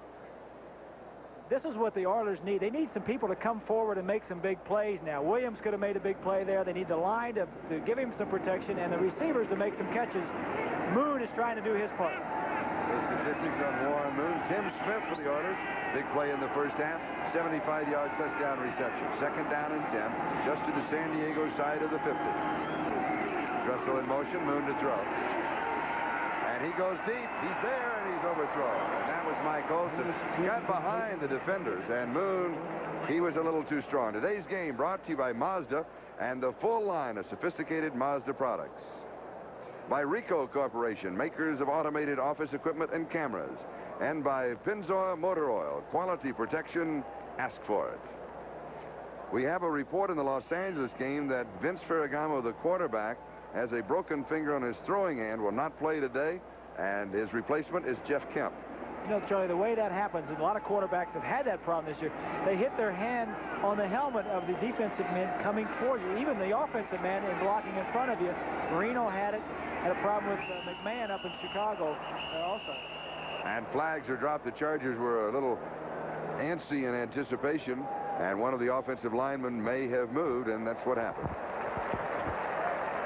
That can be disconcerting for an offensive lineman when a defensive lineman comes in and then moves back, and you have a tendency. Ball start, number 62, offense, still third down. It's on John Schumacher, but there's a tendency when there's movement over there, you know, just to move away. Well, the key there is discipline. You have to have the discipline to know what the snap count is and not move if one of the defensive men move, or if the linebackers get up in the line faking blitz. You have to have the discipline to wait till the ball is snapped. The Oilers' second fewest penalties called against them in the AFC last year. Only Miami had a better record. Third down 15, 4 wide receivers in for the Oilers from their own 45-yard line. This one sails on Warren Moon. That just took off Steve Bryant, the intended receiver. It was over everybody's head. So it will be fourth down and 15, and that means that John James will come in to kick it away. This is the home opener for the San Diego Chargers, and the first time this year that the Houston Oilers and the Chargers have played outdoors. And the first time, obviously, they played on grass, dirt. Oilers are used to playing indoors on the artificial surface, and the San Diego Chargers are not. And like we said, the Oilers have won on the road in 28 tries. So they're 18. 18? 3 years, 18 consecutive losses. 3 years, long. I stand corrected. Sorry, I had it written down. Right. It's a better catch. Lionel James takes it on the run at the 15, and he is brought down immediately by Mike Holston. No return after that punt of 40 yards by John James. We have 11:13 time remaining in the third quarter, and the Chargers lead it 28-7. Darnell Durden, the offensive backfield coach, 14th season in the National Football League and his 11th season with the Chargers. Good coach. He was down and they were punting before the game. He kept moving us back. He didn't want anybody to run into our throats. Yes, he's the one that gives the signals to Fouts from the sideline. We saw Oliver Luck giving him to Moon a little bit earlier. San Diego from their own 15-yard line. Flag is down. Fouts goes deep, and the pass is complete. Wes Chandler. The great circle route out at the 11-yard line, but there was a marker back at the 13. 72 yards on this big play day if it stays up. Preliminary signal is motion against the Chargers. What that does, in effect, is gets everybody on the field tired, because everybody had run down to the other end of the field. Now they're all taking their time coming back, gasping for air. Illegal motion. Houston had an offensive shift. The man in motion went in motion too soon. Man in the shift had not set yet. Repeat, first down.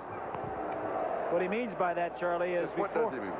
before the offensive line got down, you see they're just going down and he's already in motion. Now he has to come to a complete stop to make this play legal, and there's a very good call by the official. In other words, that offensive line has to be set before he can start his motion and continue motion when the play is snapped. If you're going to continue motion, you can't have more than one person in motion at a time. Right. First down, 15. Ernest Jackson. He will pick up 3, maybe 4 yards. Mike Stensrud and Avon Riley make the tackle.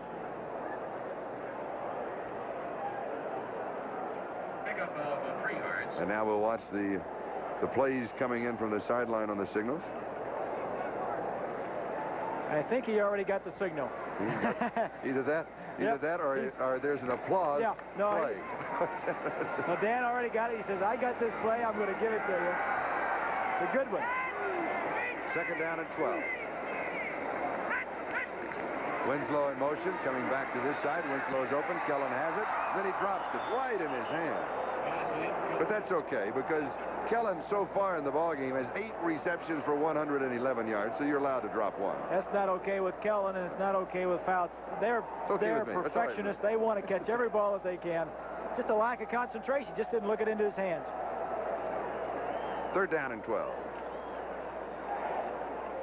Fouts now has completed 19 of 24 for 267 yards, so he's only 33 yards away from his 37th career 300-yard game. The Chargers have converted 7 of 8 third down opportunities. The Oilers expect him to throw. They have 6 men in the secondary. Chargers with 4 wide receivers. Duckworth is underthrown. There was good coverage by Steve Brown. He had pinned Bobby Duckworth right against the sideline. He didn't have anywhere to go. He couldn't even stop and make a comeback pattern because the defender had played him so well. It was a smart play by Brown. Good play using the sideline as much as you can.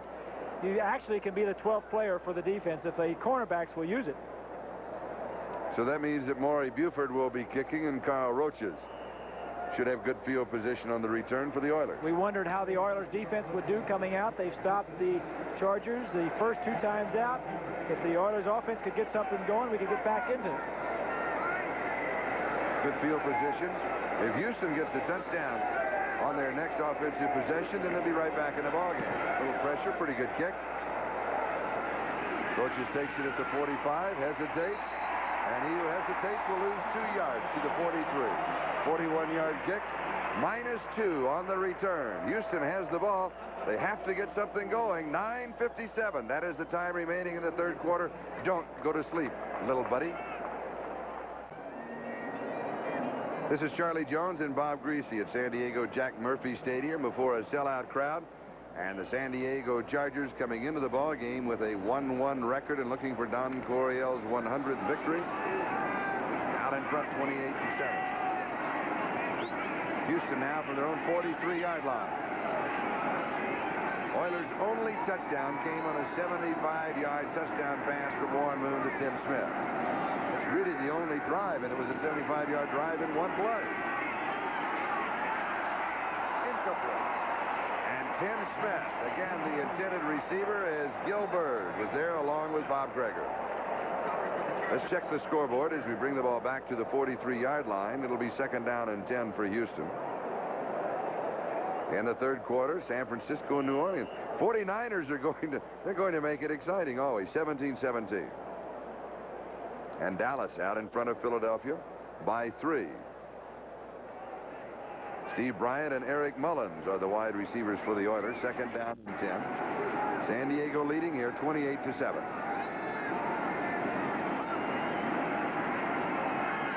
Dressel in motion. Moon looking right as time fires, and he's on target to Eric Mullins. That was a catchable, a tough catch, but a catchable ball. Well, I'm really impressed with Warren Moon, the way he fires the ball. And here comes the play in from Oliver Luck. Yeah, Warren Moon's looking over here now. He's looking toward Oliver Luck. Oliver's giving the signal. Is that... Don't cut your throat? Oliver said, cut your throat, and I don't care if you go ahead and do it. I'm going to cross my arms. I'm not involved. Yeah. Is that one of these? This play wasn't called by me? I'm glad. He said, I'm not running that play because I don't know if it's going to work.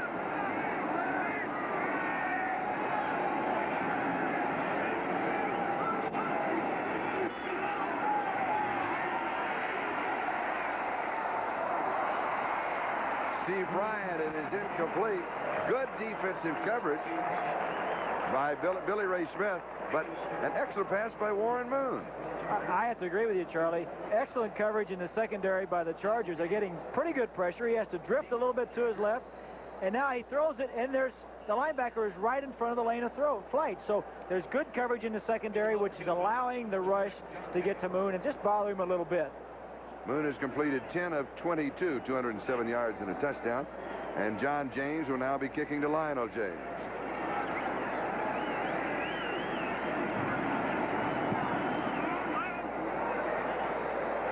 Fair catch is called for and accepted at the 16-yard line.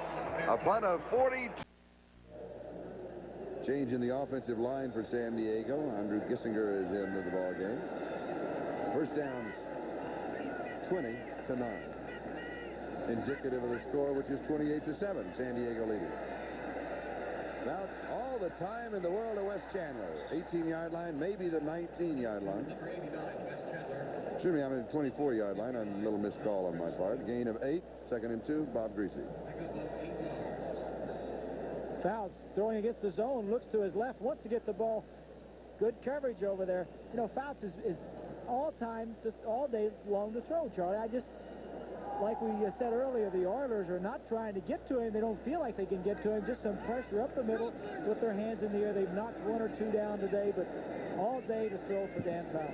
Last tackle by the rookie from Kentucky, John Grimsley of the Oilers. 2nd and 2, San Diego 24. Here's the pressure and the first sack of the ball game. And that is only the 3rd time this year that Dan Fouts has been sacked. And Brian Socia got it. Avon Riley was also there, but we'll give it to Socia. You see a little blitz. 53, Avon Riley coming at the bottom of your screen on the back. Up the middle, the pressure is up the middle. Socia, 72, gets there first. Loss of 9 on the sack, so it'll be 3rd down and 11 in the second half. Now 8.5 minutes to go in the third. Has the Charger offense had a letdown, or the Oiler defense playing better, or a combination of both? I think it's a combination. I think there's a little bit of a letdown on the part of the Chargers, but I think the intensity's been picked up a little bit by the Oilers. San Diego starting drives from their 20 twice from their 16, and they've ended up kicking, and they'll end up kicking here. Greg Bingham was there for the Oilers. Kellen Winslow for San Diego. As we pause briefly for station identification, this is the NBC television network. KCST-TV, San Diego. This is Charlie Jones, Bob Griese in San Diego. The Chargers out in front of the Oilers 28-7 with now 7 minutes and 55 seconds left to go in the third. For the Oilers, 75-yard touchdown pass from Warren Moon to Tim Smith. For the Chargers, Ernest Jackson scoring 3 touchdowns on the ground and Pete Johnson scoring the other, but the afternoon has been written through the arm of Dan Fouts. What a great day he has had. Maury Buford kicking to Carl Roaches. Taken at the 37-yard line, looks for a block. He's got one. And returns to the 49-yard line. A 40-yard kick and a 12-yard return, and the Oilers have good field position at their own 49. This is what Roaches needs to do. He needs to catch every punt that he can and hopefully get a big play out of it. There's a good block there by Grimsley, I believe it was. But they need some big plays. Every chance they have of getting an opportunity to make a big play, whether it be a punt return or a big play on offense down the field, they need to take that chance to try and get back in the ball game. Third quarter, the Giants now in front of the Redskins by 1, 14-13. Pittsburgh out in front of the Rams. Now Ferragamo is out of that. Jeff Kemp is the quarterback. Detroit and Tampa Bay tied in the third. Houston from their own 49-yard line, first down. Tim Smith in motion. Larry Moriarty. And he rambles for about 8 yards on the play. It'll be second down and 2. Gil Byrd makes the tackle. Today in other games, Walter Payton. 27 carries, 110 yards today. As you know, he is chasing Jim Brown's record, as is Franco Harris.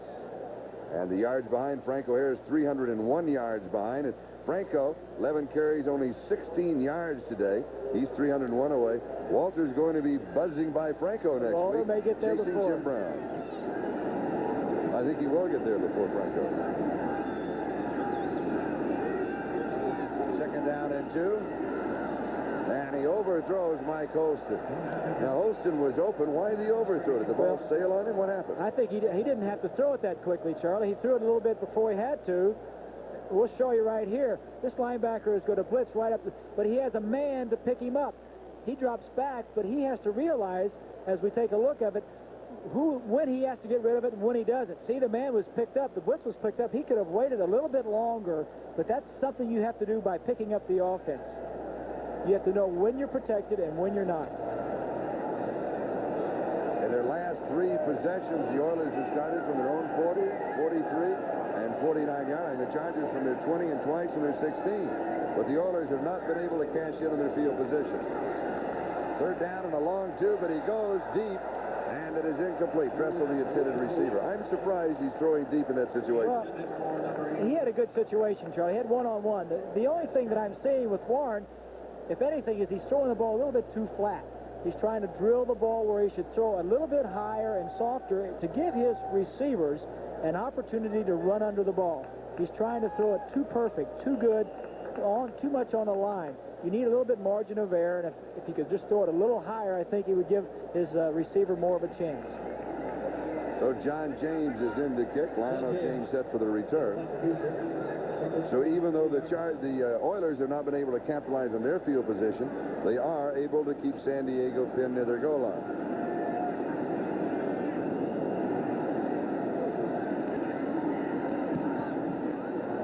Going for the corner. And it'll be down at around the 11-yard line.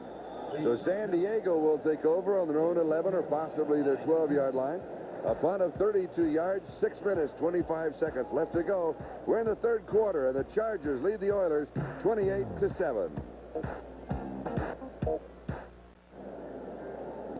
This is Charlie Jones and Bob Griese. Chargers have the ball on their own 12-yard line. In case you joined us late, it is warm in Southern California. The temperature in the 90s, the humidity in the 70s, and that's your AccuWeather report for the afternoon.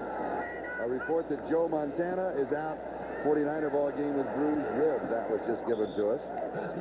Avon Riley for the defense, Bobby Duckworth for the offense. They will mark the ball at the 18-yard line, a gain of 6. So it is second down and 4. We were talking about Montana, and When you think of New Orleans, of course, it's Bum Phillips, formerly with Houston, and they're out in front of the 49ers in the third quarter, 20-17. This is going to be, I think, one of the most interesting years in the National Football League that we have had in the last 5 or 6 years, as far as teams up and down, winning and losing. It's going to be a very competitive year. I'm looking forward to the whole season. New teams winning, too, Jeff. Quick opener up the middle. It is Jackson. First down. 28-yard line. Gain of 10. Keith Bostic and Carter Hartwig with the tackle. Watch the umpire here. We're having a little fun. The umpire, Ron Botchin, gets right in the middle of this. Good block on... Look at him. He says there's nowhere to go. Carter Hartwig says, I'm just going to tackle the umpire and everybody else. It's a dirty job, but somebody has to do it. First down, San Diego on their own 28-yard line. 3 wide receivers for the Chargers. Right there. Wes Chandler. And Willie Dulles is the man that he beat. So the Charger offense now cranked up to the 43-yard line, a gain of 15, and cranked up for the first time in the second half. First time they've got an offense moving. I kind of got the feeling that they said on the sideline, hey, we haven't done anything. We've scored the first 4 times we had the ball in the first half. We haven't done anything in the second half. Let's go out and get one, and then maybe we'll get to sit down and watch the ball game a little bit and cool off. Does conversation really take place like that on the sideline? Oh, sure. They're talking about getting out of this game, I can guarantee you. It's hot out there. Fouts with people all over, kind of sidearms this one, and it's incomplete to Winslow, but he was running out of time. Greg Bingham was there. So it'll be second down and 10 at the San Diego 43-yard line. You know, people are intrigued with the conversation that goes on the sideline. You know, it's warm here in the booth, and I'm sure it's warm on the sideline. They said, you know, let's get out of the sun, sit down, relax. There's no question. They just talk about it on the sideline. Fouts may even say it in the huddle. He says, okay, let's get this ball in the end zone so we can sit down and let Ed Luther, number 11, get in there and play some of the backups. But definitely on a hot day like today, they'd like to be able to get their work done and let somebody else play. Drop. Eric Sievers, the intended receiver. It'll be third down and 10. And as you saw on the graphic just a moment ago, Fouts now 23 of 31. Officially just updating that last one. 304 yards. There it is. And this is the 37th time in his career that he has thrown for more than 300 yards. Warren Moon has thrown once. This is his third game in the National Football League. Quick, I must tell you that I have it written down somewhere I can find it, but what it amounts to is that in Canada, Warren Moon threw for more than 21,000 yards, and Dan Fouts has thrown for more than 30,000. I mean, 2 of the most prolific passers in pro football. Flag is down, Fouts is down, and he's in the crowd. Jesse Baker was there for the Oilers. So we have, 2 really good arms, and we've seen them both at work today. That's a good point, Charlie. Let's get the call here. Loss of 6 yards.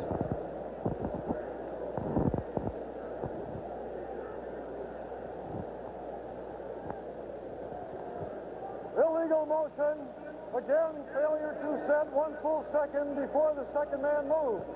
Penalty declined. 4th down. You might explain that again in case somebody just joined us.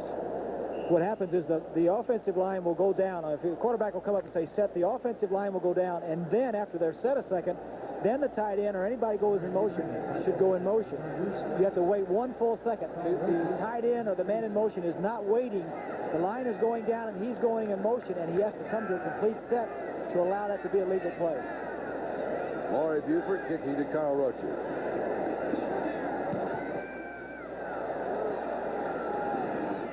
.24-yard line. And he is wrapped up after a 5-yard return by Cliff Thrift, number 59.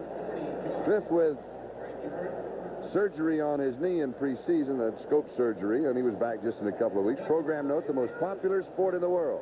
You ready for this? The most popular sport in the world is coming to NBC. Soccer. Soccer, you're right. Join us October the 6th as we begin our road to soccer's 1986 World Cup in Mexico City. The United States will be battling the Netherlands Antilles in a game that will decide who moves next in the pinnacle of soccer achievement. the 1986 World Cup. This is first-round action, World Cup action. USA, Netherlands, Antilles, October the 6th on NBC. Will be in St. Louis. Paul Gardner will be joining me for that. Warren Moon to throw. Drops it off to Moriarty, and he's up to the 33-yard line. So Larry picks up about 4 on the play, and it'll be second down and 6. Woodrow Lowe with the tackle. 17-14, Detroit in front of Tampa Bay third quarter. Tampa Bay having their troubles again. Pittsburgh and the Rams. This is interesting. And, of course, the Rams again without Ferragamo, Jeff Kemp, the son of Jack Kemp, former quarterback with the Chargers and with the Bills. Now their quarterback. There's always a quarterback controversy with the Los Angeles Rams. And believe me, there'll be another one after today. They mark it second down and 5 at the 33. Play action fake. Jamie Williams, the tight end, the intended receiver. And Warren Moon is bent over at the 16-yard line. Is he holding his hand? Looks like he's... Or did somebody, maybe they stuck a finger in the face? I don't know. I didn't see it. I'm like all the other fans. When he threw the ball, I looked downfield. The ball, sure. And I didn't get an opportunity, but to see what happened. It's a play-action pass, so he turns his back. There's a line there blitzing. 54, Billy Ray Smith is coming. I think hits him just as he was releasing the ball. I don't think it was anything to his throwing hand. It may have been the wind getting knocked out of him a little bit, but those quarterbacks are tough, Charlie. They'll hang in there. You really stick up a quarterback. 11 of 26, 212 yards and a touchdown. Third down and 5. 4 receivers in for the Oilers. He has pressure, and he's sacked. Second sack for San Diego. Their 7th on the year. Lyndon King got this one.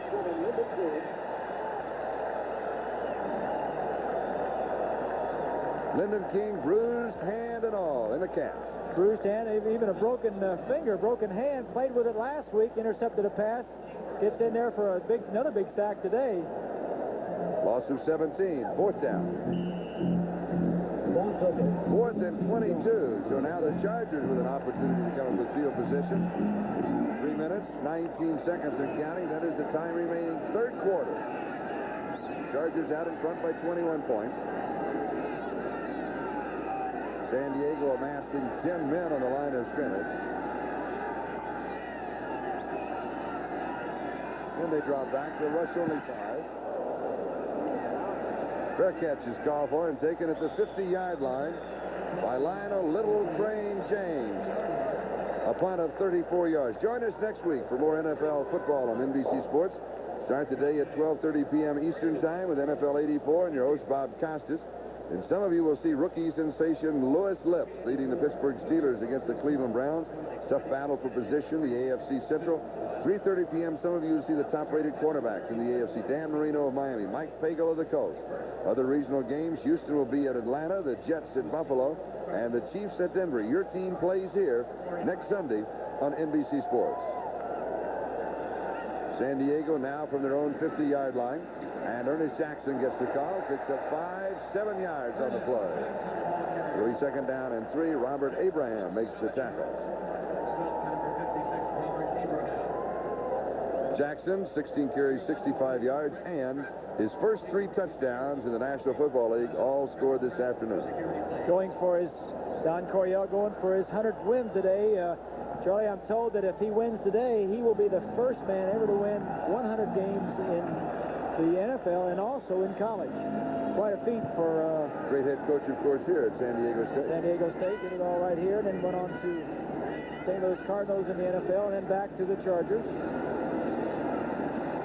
Pass complete to Eric Sievers, and he is out of bounds at the 40-yard line. Could have the first down, should have the first down. Keith Bostic was there. Speaking of San Diego State, they won last night big over Texas El Paso, played UCLA. A close ball game, did not allow UCLA won it a week ago, but they didn't score a field goal. Didn't score a touchdown, only field goals. You got a pretty good ball club here. It'd be good to see in this area the San Diego State Aztecs coming back. And of course, where I'm from, the University of Miami Hurricanes. They won again, didn't they? Pretty well, and hope to get back to the Orange Bowl. Are they ever going to play a home game this year? This week, I think they're home this week. It's a good ball club. Fun to watch. Duckworth. Bobby headed for the end zone before he had the football safely in his grip. Almost knocked it up in the air and allowed Willie Tullis to intercept it. I don't know, Fouts hasn't thrown too many bad passes. Winslow dropped one a little earlier. This one is right on the numbers. Duckworth turns a little quick, and Tullis almost gets there for the interception. Now, those of you that saw the Charger game last week, when Duckworth scored the touchdown off of the pass, it off Kitty Easley's heel and bounced back up. He was running the wrong pattern, and Fouts was short forward. There was a miscue all the way around, ended up with a score. Here comes Jackson. And Bostic stands him up. Ernest Jackson having a great afternoon. 25-yard line, 15 on the play. Watch the play right here. It's going to be right up the middle. Jackson is going to head right up through here. Good blocking by the offensive line. Little trap block. 63 Wilkerson blocks the linebacker. Jackson says, that's all I need. Gets right up the middle. Quick traps are good when you're passing the ball a lot because the linemen are charging hard. Where would the running game be without Chuck Muncie? The answer is Ernest Jackson. 17 carries, 80 yards, 3 touchdowns. And here's Jarrell Thomas. Fresh legs, and he's out of bounds at the 17-yard line. He has 8, and it'll be second down and a couple. Take another look. This time, the guards go to pull and lead and get a block, so will Lapham. Wilkerson and Lapham just going to toss the ball around here. We'll take a look. Watch Wilkerson, 63 now. If you can hold it right there, he hits this man right here, knocks him end over end. Tell you, good offensive line play by the San Diego Chargers. We're talking about Fouts and the receivers and a little bit of the ineptness of the Houston defense, but you got to give credit to that experienced offensive line. Mark it second down and 1. As Jarrell Thomas goes for the first down, and he's got it at the 13-yard line. Robert Abraham and Robert Brazil team up on the tackle, 2 linebackers for the Houston Oilers. Next week, Houston will be at Atlanta. San Diego will be playing the Raiders in Los Angeles on Monday night.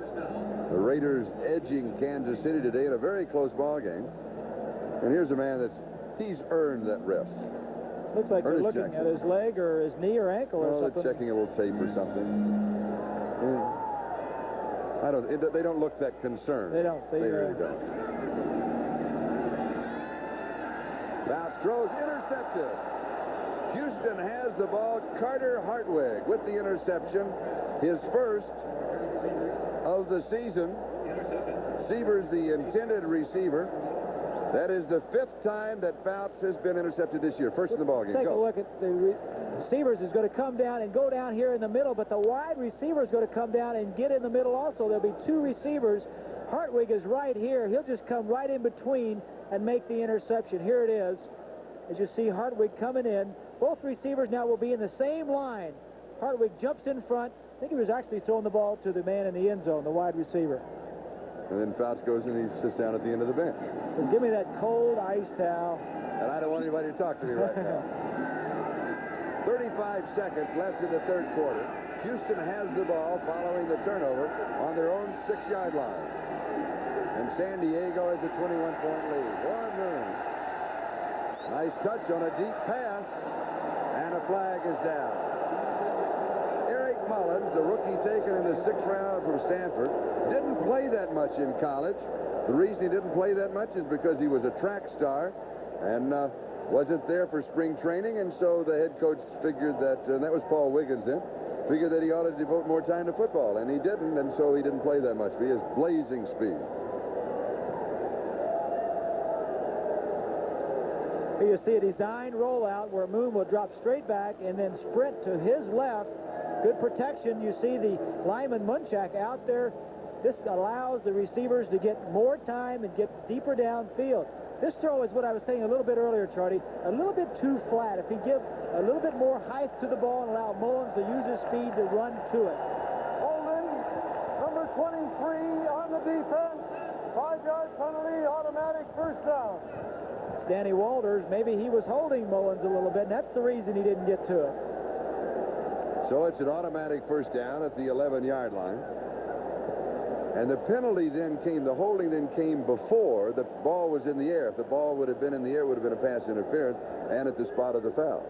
That is one of the plays that the Oilers like to use a lot. That little, they call it the dash. We designed it early in the ball game, something that gives the quarterback more time, get him outside the pocket. A lot of teams in the league are using that today.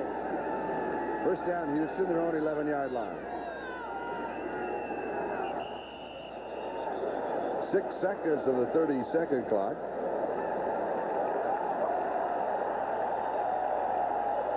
Ball start. See if you see the center of the quarterback move. Illegal procedure. Ball start on the center. I'm not sure. Can we look at that again? I'm not sure that Matthews moved that much. I didn't see him move at all. I think the Chargers may have faked themselves into that. Let's see. Check his other hand. Check his left hand. The center's left hand, maybe. I didn't see him. No, I didn't see him. Maybe he twitched his ear or winked his eye or something. I don't know. I think the Charger defense sold the officials on that one. Penalties are even. I got a story about that one. Charlie. Both ball clubs penalized 5 times for 35 yards. He's got to get out of the end zone. He got that right. Woo! Or it would have been a safety of 2 points. Dropped at the 4-yard line.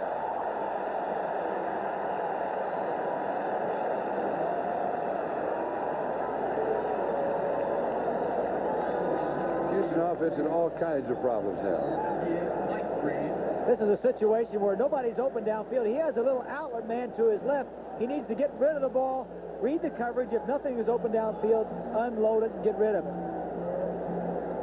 Going back to what we were talking about with the illegal motion with the center, Charlie, Bob Kuchenberg, who played for the Dolphins and just retired this year, used to have a favorite trick where he'd go up and take his three-point stance, and the hand that he had on his knee, not his right hand, which was down, his left hand, as soon as I would hit a hut real hard or something and try to pull him off, he'd always open and close that left hand that was on his knee. Nobody would see it. The umpire would be looking at us. He'd never see it either, but a lot of times we get 5-3 yards. And we'll be back after these messages from your local station. Bob, we've seen the plays coming in from the sideline signal. How does that work? Shotgun right, 90, all takeoff, look for flanker. No, okay. Now, what does that mean? This means shotgun. That's the formation. Tells everybody where to line up. Right means the tight end. 90 is the protection, the pass protection. Tells the offensive line who to block. All takeoff tells all the receivers to run straight down the field, and you're telling them to look for the flanker and throw it to the flanker. Does it always work? Well, the signals always work. The signals always work. The plays, not all the time. No, but that's good. Good. Good explanation. Houston, 2nd and 17. Moon throws. Almost intercepted. Gilbert almost pulled it down. Ever so close.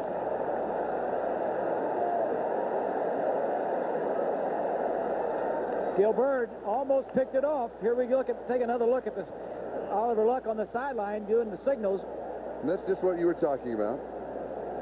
He gets the play, of course, from Kay Dalton, who is in the press box. He has all of his computerized charts and situations. This situation he's looking at now is something they don't like. They're backed up in their own 10-yard line, and they have certain plays depending on what the defense of the Chargers is. So he signals them down. 3rd down and 17. Tipped, incomplete. Steve Bryant, the intended receiver. So we'll be 4th down, and the Oilers will be kicking. There's a big tendency in a ball game like this to overlook what the defense has done. The Charger defense has really shut down the Oiler offense. And it's worth mentioning from the standpoint is that last year and the year before, here's Tom Bass, the defensive coordinator. I mean, they did not have a good defense. They have been playing much, much better this year. They have held Houston to a total of 16 yards rushing in the ball game, and we'll get their passing total also because they've done a good job. They really have. They really have, Charlie. Last year, 26th in the National Football League in defense, 25th against the pass. This week, 189 yards total offense.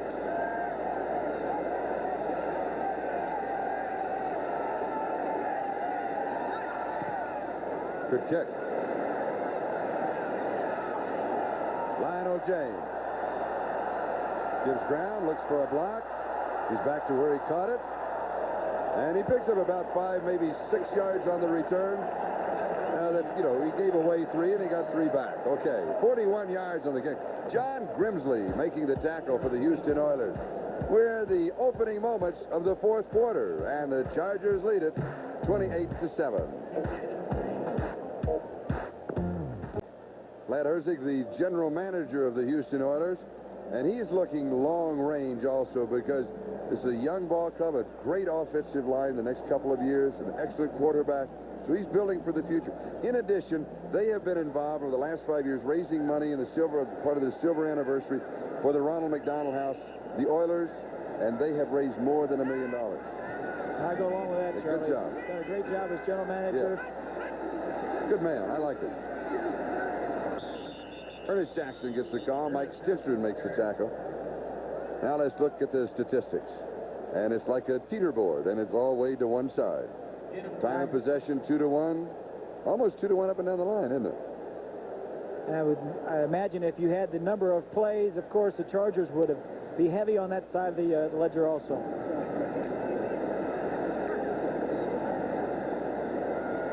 We're moving on the 14-minute mark. Time remaining in this ball game.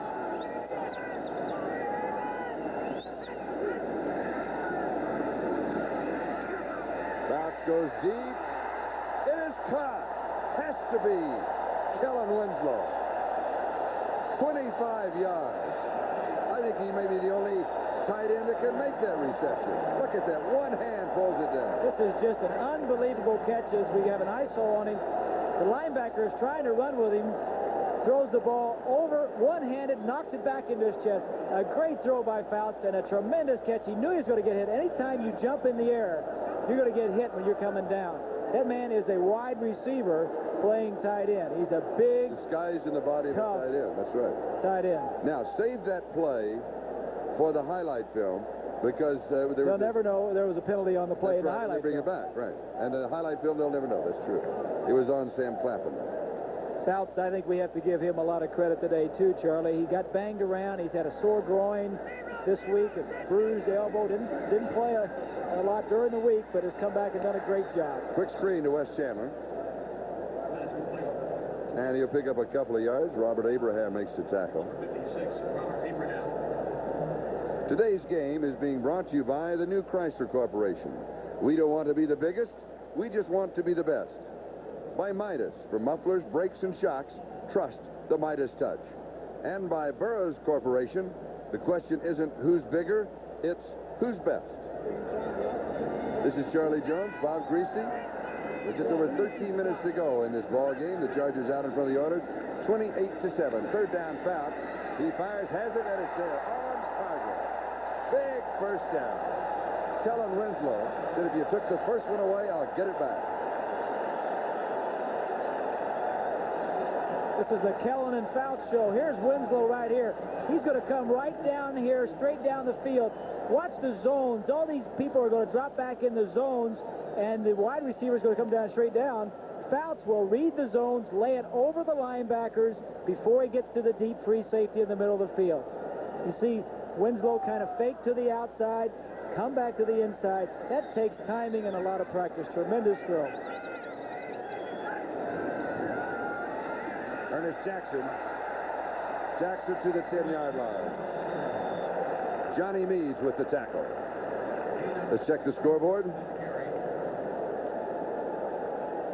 There it is. Redskins out in front of the Giants now, 23-14. These are going to be interesting in the NFC. Redskins needed a win, too, Here come the 49ers again. They're out in front of New Orleans, fourth quarter by 4. And Pittsburgh in front of the Rams by 10. And Dallas on the comeback trail, leading the Eagles by 13. And here it is San Diego 28 and Houston 7.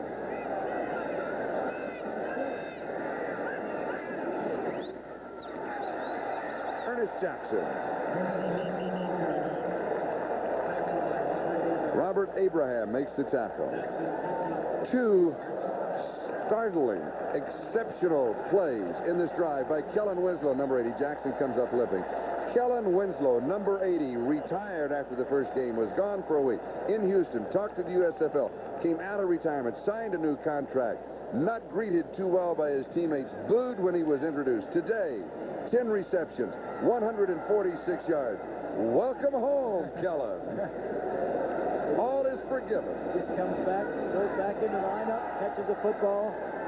A very valuable part of their offense. I think he means a lot more than losing Muncie. Yeah.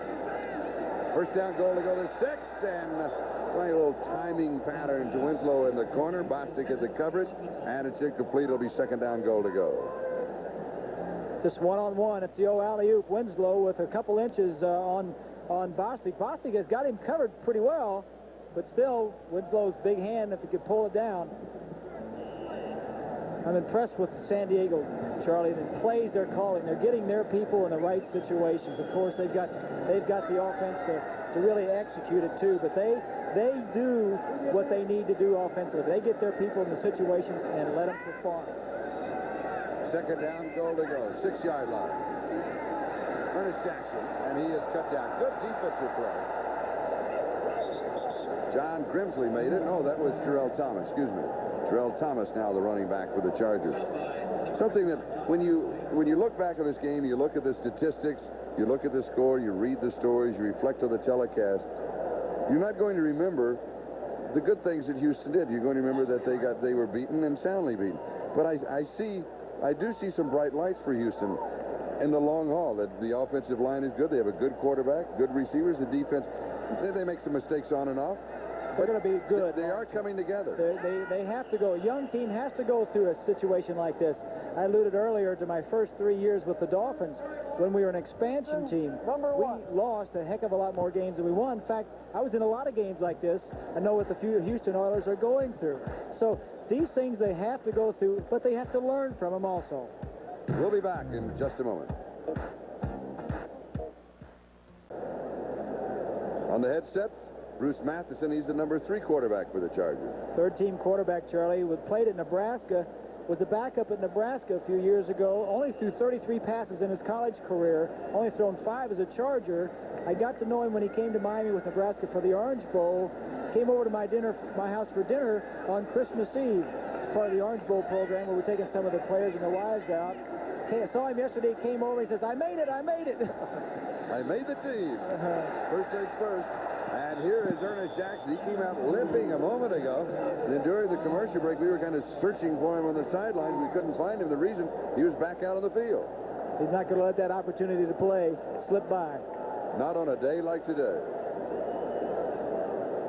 There's a rushing comparison. Jackson, 20 carries, 94 yards, and we still have 10 minutes to go. Campbell, 0 rushing in the second half. His 8 yards on 7 carries coming in the first half. And, of course, Jackson with the 3 touchdowns. Sure they would like to get the young Jackson 100 yards on the day, maybe boost his confidence, something for him to build on, too. We're talking about the youth of the Oilers. San Diego's got some young people in a key position right there. The field goal attempt from 23 yards away is good by Ralph Benerska.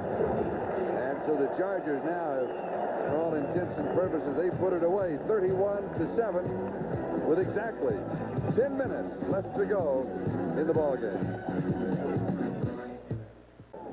This is Charlie Jones, Bob Griese. The Chargers out in front of the Oilers 31-7 as Ralph Benerska, who just kicked the 23-yard field goal, will be kicking off to either Carl Roaches or Patrick Allen. And Roaches takes it at the 1-yard line, out to the 10, 15, 20. Good return of about 21 yards to the 22-yard line. So Houston will move on offense at their own 22, first down. We've talked about this offensive line of the Houston Oilers, young, big, and strong, as we'll check the scoring by quarters.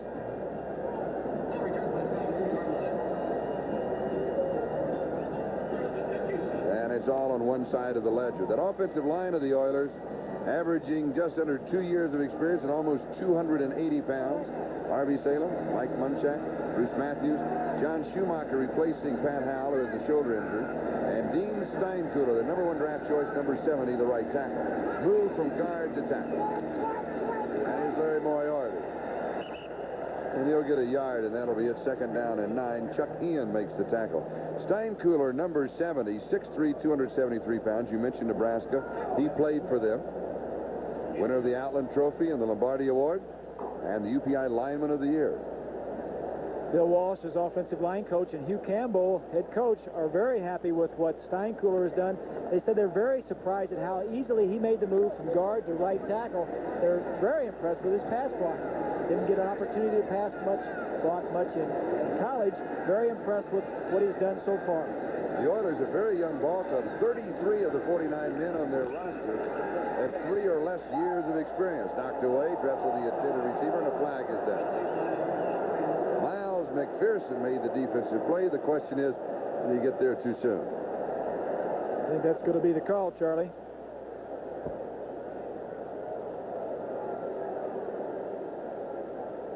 And that will carry with it an automatic first down at the spot of the infraction. Here's the referee, Gordon McCarthy.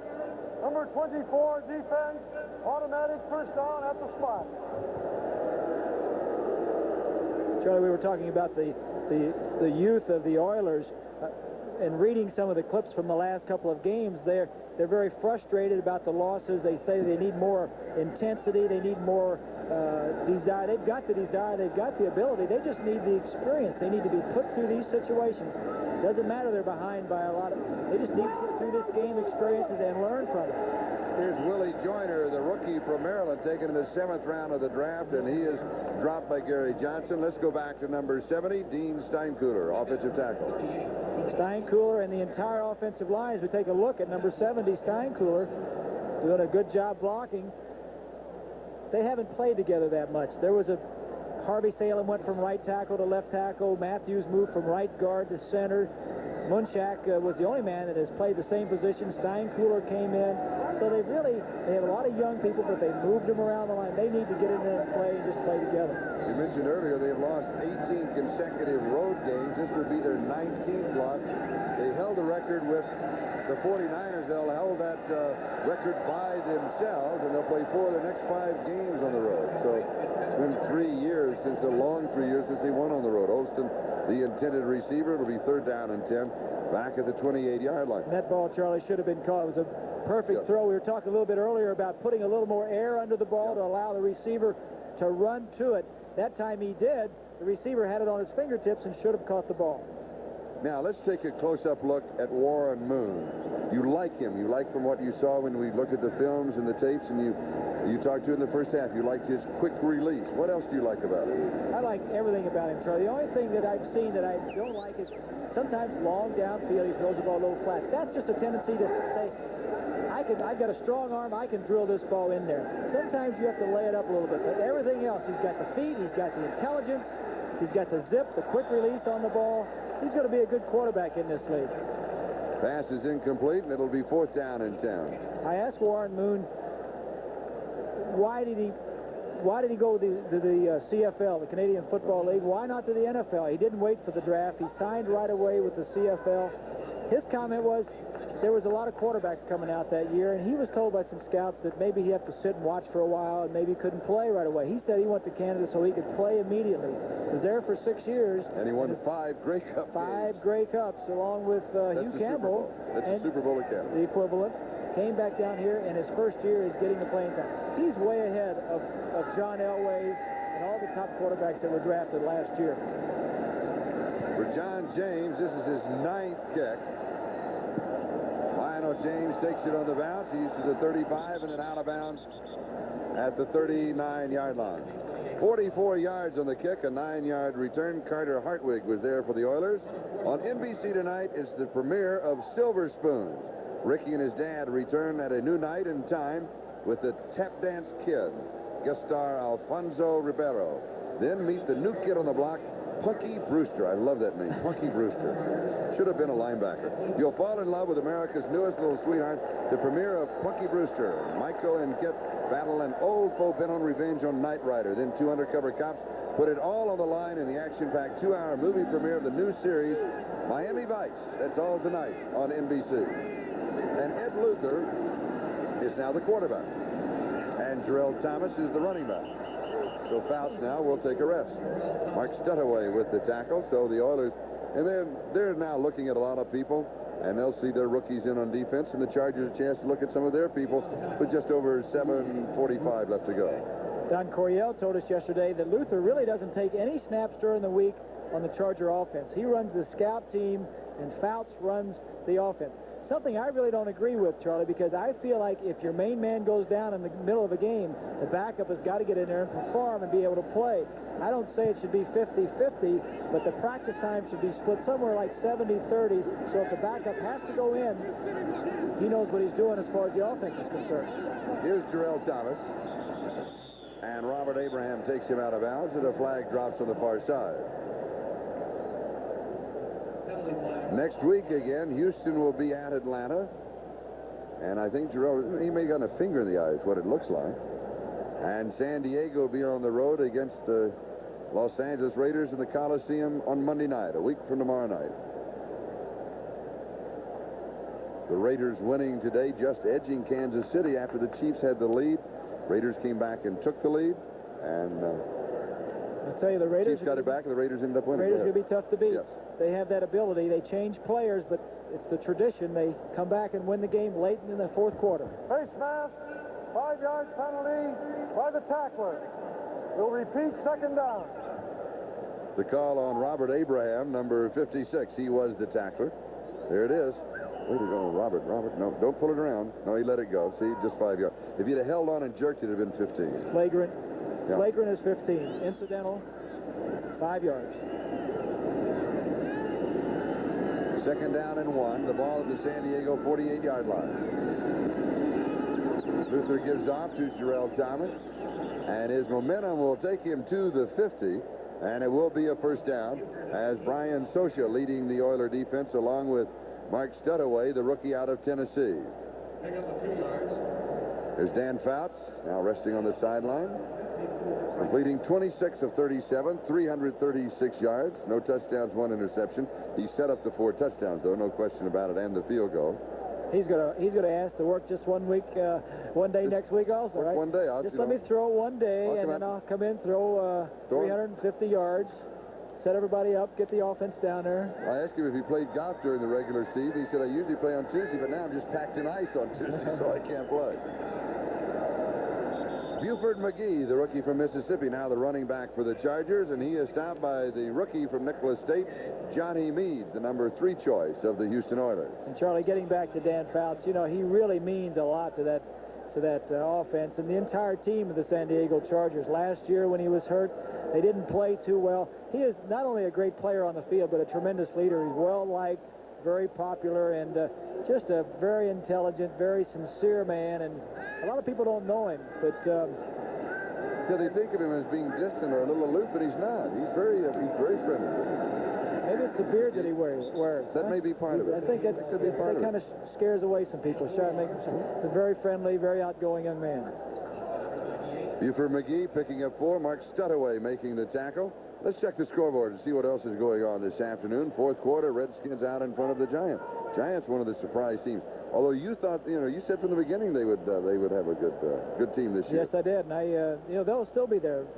It's tough going down to Washington when they're 0-2. When they're 0-2, and they needed to win a lot worse than the Giants needed to. Dallas out in front of Philadelphia in the fourth. So a lot of close ball games this afternoon. This has not been one of the close ones, but it has been a big play day, as you said that it would be in your quarterback. Well, we certainly had them today. Luther throws, pass is complete, and this will be a first down. John Grimsley makes the tackle. Eric Sievers, number 85, the tight end, pulled it in around the 39 or the 38-yard line. The officials will mark it, and it'll be a first down. 4:55 and counting, time remaining in the ball game. And Luther getting some time. You know, he really had a good preseason, completing over 80% of his passes. They're very high on him. They think he can really be a top quarterback in the NFL. Obviously, they hope he's not for a couple more years. They'd like to have Fouts around, but Luther gives them confidence as their backup. Ed Luther out of San Jose State, passing yardage way to the San Diego. And it normally is. Buford McGee, because they pass first, run second, and here's McGee. Buford taken in the 11th round of the draft, stopped by the rookie from Kentucky, John Grimsley. So we're seeing a lot of young people, both for San Diego and Houston.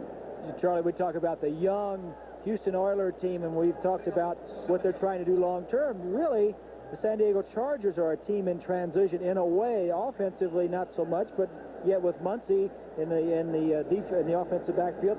Last year they had James Brooks. He's gone now. Brooks is gone. Muncy's gone. They need to get some young backs in there.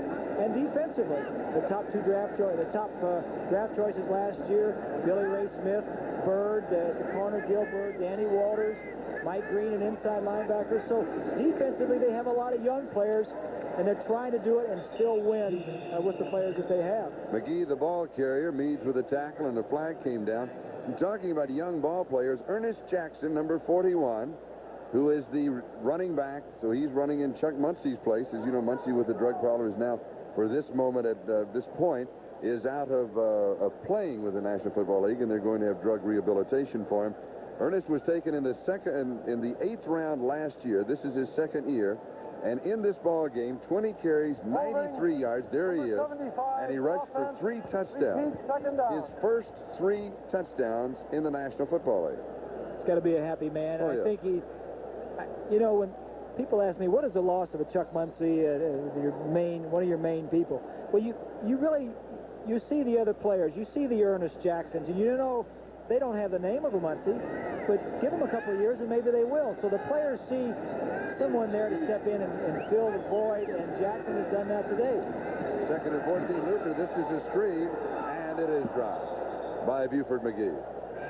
I think it remains to be seen, Charlie, exactly how well he does, but the players are confident in the backups. They give you an opportunity to show what you can do, and Jackson has done that today. Well, Jackson had a good game against Seattle, 16 carries for 89 yards.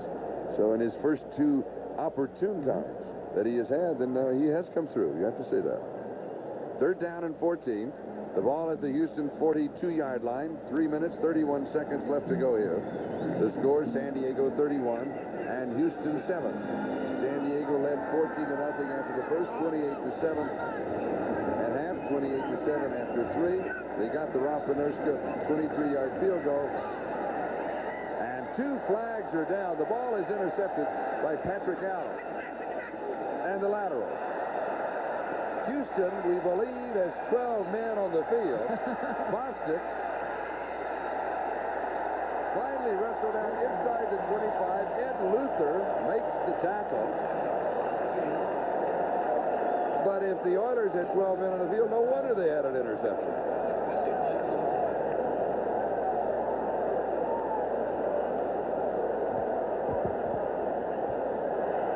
That's what it's going to be. Ross Strider, count him. Here we go. Here's Allen. You can count him as we're going back. You want to see what his zone is. All these people here will drop straight back into their areas. You've got 4 short areas and 3 deep. Now the interception will occur right over here. Let's take a look and see as Allen, the top of your screen. All right, can we back that up? I want to show you something with a telestrator. Can we Fix back it off that up? right there. No. Now, can we back that up? Now, look at the right-hand corner. See this man backing on right there? He's heading out. He was a 12th man. Whoops, wait a minute, and Zaffarino. He was going to hide, and they caught him. He tried to get... And there's the rest of the play. Now watch the run back. Because the excitement is just beginning. You can hear him, lateral. Allen pitches it back to Bostic. And this is pretty good. Now you see the quarterback going to work. Ed Luther, that way. That brings him down. That's not a bad tackle for a quarterback.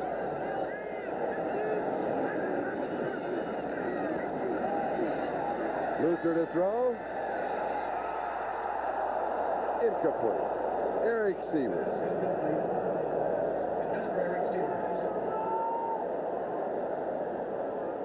This is a good throw by Ed Luther. It's a good read and a good throw. He had the outside man coming under and the inside man going deep. You have to throw it over the short people. Good throw. That's a catchable ball. It is a good throw. Tough catch, but a catchable. Good read and good throw. So it's 4th down and 9. The ball at the 37-yard line. 3 minutes and 6 seconds.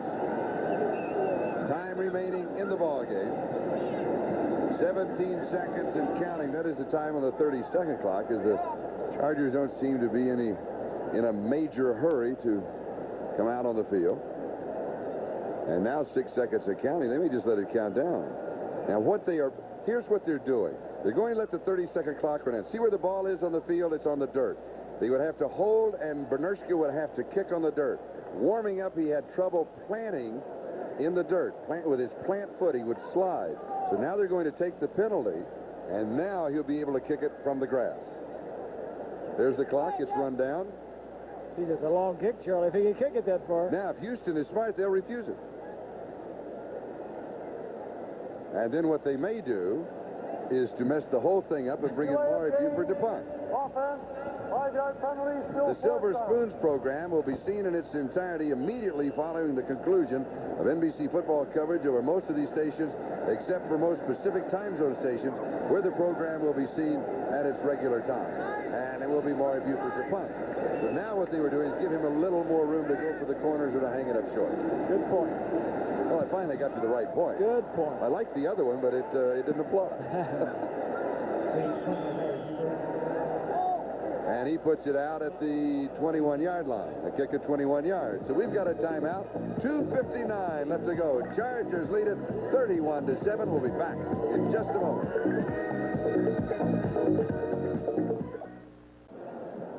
There's Kenny Houston with a headset on.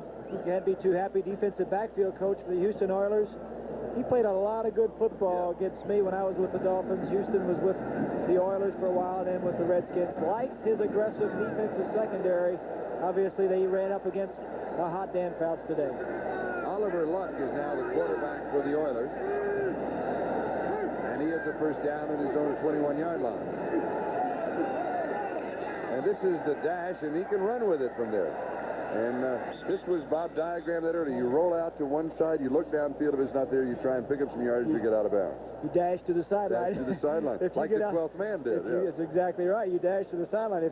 He drops straight back in the pocket to set up the pass rush. The defensive lineman will rush, and then Munchak, 63 to the right of your screen, will peel around and seal anybody coming. Now, if you don't have anything open downfield, you just take off and run. And a quick 9 yards. It's 2nd down and 1. Oliver Luck in his 3rd year, taken in the 2nd round of the draft in 82, 6'2", 196-pounder out of West Virginia.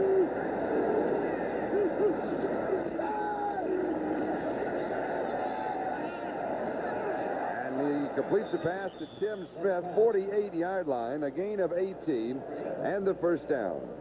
Talking about Oliver Luck, what a smart man this man is. Fits this one in there as he drops back, looking downfield. Smith is going to be the recipient, but Luck Good pass. Had 1B in college.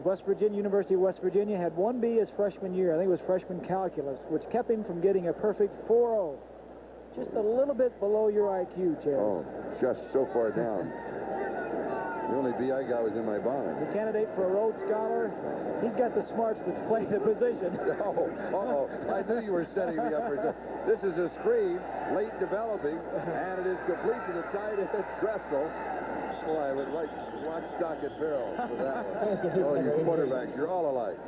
To the San Diego 44-yard line. It'll be second down and still a couple to go for the first down. Cliff Thrift was there for the Chargers. And now the 2-minute warning will be given to both benches officially. 1:59 left to go in the ball game. Chargers lead it 31-7. And here we come with one more fantastic finish. Lyndon King, number 57, the linebacker from the Chargers, has a broken hand, and it is in a cast, as you could see, as an elbow pad. Look at that. And against Seattle, he had an interception, and when he came back, he lost the ball. People thought he might have been trying to lateral, but he wasn't. What he was trying to do, Charlie, was cover the ball up. He had it in his right hand, and he tried to cover it up with his left, had no feel of where his cast was, and actually knocked the ball out of his hand with the cast. One of the 8 turnovers that San Diego had last week. He also sings a little bit. Good voice, yeah. Go to the Mike Douglas show. Pass is complete. Good reception by Tim Smith. Smith to the 7-yard line. Gil Bird is the man who made the tackle. 38 yards on the play. Just an excellent throw here. Oliver Luck getting in some playing time, making the most of it. Good protection. Smith beating his man one-on-one, not known for his speed, but yet his moves, gets open at the right time and goes right over on his head. And don't forget, Tim Smith, he makes this catch. This is his 5th catch of the ball game, 160 yards, and a 75-yard touchdown reception. 7-yard line, first down goal to go. Luck, the timing pattern, it is there, it is caught, touchdown. Eric Mullins, his first touchdown in the National Football League. Way to go, Eric, out of Stanford, taken in the 6th round of the draft. So a little bright spot for the Oilers here. Well, you see the blitz coming in. He gets rid of it very quickly. I'm impressed with this catch, Charlie. Mullins is a rookie, first of all. Secondly, he is known for his speed. That is not a speed receiver's catch. Down inside the 10-yard line, you don't use your speed. You use your moves and your ability to turn around and catch the football. That ball was thrown behind him and around behind. He had to turn all the way. Very impressed with that catch. Florian Kemp with the extra point. So it's San Diego 31 and Houston 14 with 1 minute and 5 seconds left to go here at San Diego Jack Murphy Stadium. A chance for us to thank the executive producer of NBC Sports, Michael Weissman. Coordinating producer of football is Ted Nathanson. The telecast of today's game has been produced. Oh, I got ahead of you. Here's Michael and then Ted. And today's game produced by Peter Roth. I got a running start. Directed by the doctor, Richard Klein. NFL 84 produced by John J. Filippelli and directed by Bucky Guntz. NFL 84 update producer, Tom Roy. Our technical directors, Lou Sawinski and Salvatore Nagita. Associate directors, Fred Witten and Mary Buta. And NFL 84 associate producer, Rick Diamond. And so many, many people make a telecast possible, and we have with us the finest group of engineers and camera people from around the world. We really have a good telecast. They've really done a good job. Yes, yes. And working this little telestrator is a little bit tricky, too. A lot of these camera people and the producer and the director, and it takes a lot of more effort on their part to get this thing going properly. But you do it so well. I really enjoy it. Sometimes the guy using it doesn't even use it too well. I love it because we found the 12th man. 12th man. He was trying to sneak off on us, wasn't he? He was, but we got him. Only with the telestrator could we have caught the 12th man. 31-14, San Diego over Houston. And that drive, 5 plays, 79 yards. The touchdown, a 7-yard pass from Oliver Luck to Eric Mullins. Luck in the drive, 3 of 3 for 64 yards. It puts a touchdown in his career stats. Kemp kicking off. And a fair catch is called for. Now, very seldom do you see that, but that is a good, smart call on a kickoff. You can call for the fair catch. Now, we have a final score in. And guess who called for it? Lionel James. Here it is, final. 49ers, seesaw battle with New Orleans, and the 49ers win by 10, 30-20. San Francisco, good ball club. Off to a good start. New Orleans, after a good preseason, really when the bell rung, and they're not playing that well. I don't know. Richard Todd, that's the problem. Kenny Stabler gets some good quarterbacks, and maybe Wilson, the third-string quarterback, may be the one they may go with. Time of possession here, San Diego almost 40 minutes. Houston just not quite short. 2-1. Buford McGee getting the call. There's the clock and time running out here. Robert Lyles making the tackle, the rookie out of TCU for the Oilers. And so the Oilers take their third timeout, stopping the clock with 54 seconds. Your impression of the ball game, first of San Diego? Well, I think the game kind of broke down the way you figured it, Charlie. San Diego came in a heavy favorite. Fouts coming off a bad game last. They're home. You figure they're going to play very well. Houston, the young team coming in here off of 2 tough losses starting off the season, and they have not played very well. But theirs is not their success is not of this day to day. They're looking long term. They did things that will build their team for the long haul. So really there was no surprises. Houston didn't stack up to play as well with this team, and they didn't. and the Chargers got back going, and they'll go from here. Later on in the year, Houston's going to win a lot of ball games. San Diego, their first 4 possessions, they scored and went out in front. And that sold the game. Here's a program note. The Silver Spoons program will be seen in its entirety immediately following the conclusion of NBC football coverage over most of these stations, except for most Pacific time zone stations, where the program will be seen at its regular time.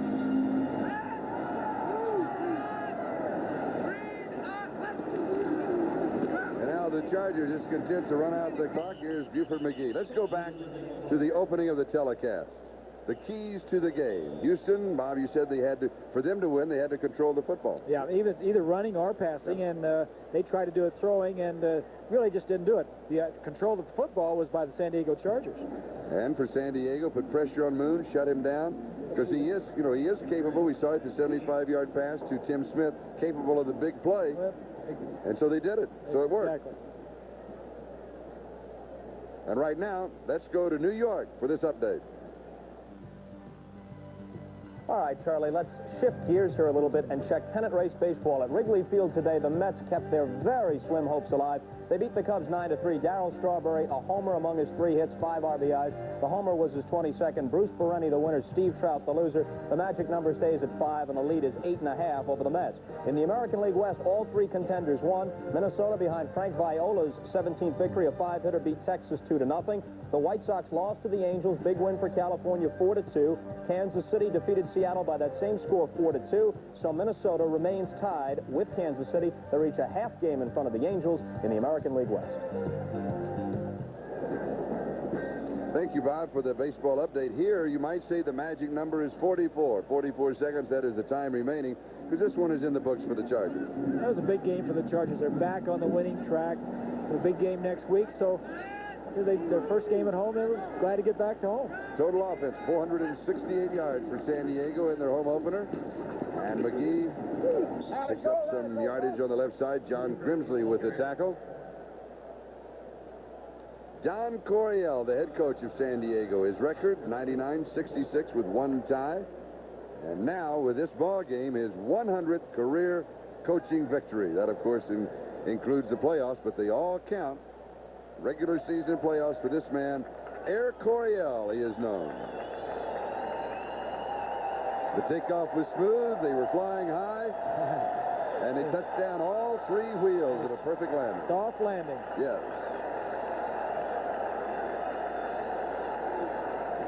It's now official. The final, the San Diego Chargers 31 and the Houston Oilers 14. Hugh Campbell, the coach of the Houston Oilers, he is still looking for his first victory in the National Football League after a great career as the head coach of the Edmonton Eskimos in the Canadian Football League. We've talked about it, a young building ball club. But right now, the San Diego Chargers will be building towards their game against the Los Angeles Raiders a week from tomorrow night. And that'll be a big game for them, Charlie. The Raiders, of course, winning today, 3-0 in the conference. One of their main competitors in the Western Division of the AFC. For Bob Griese, I'm Charlie Jones. The final, San Diego 31, Houston 14. More NFL 84 right after this.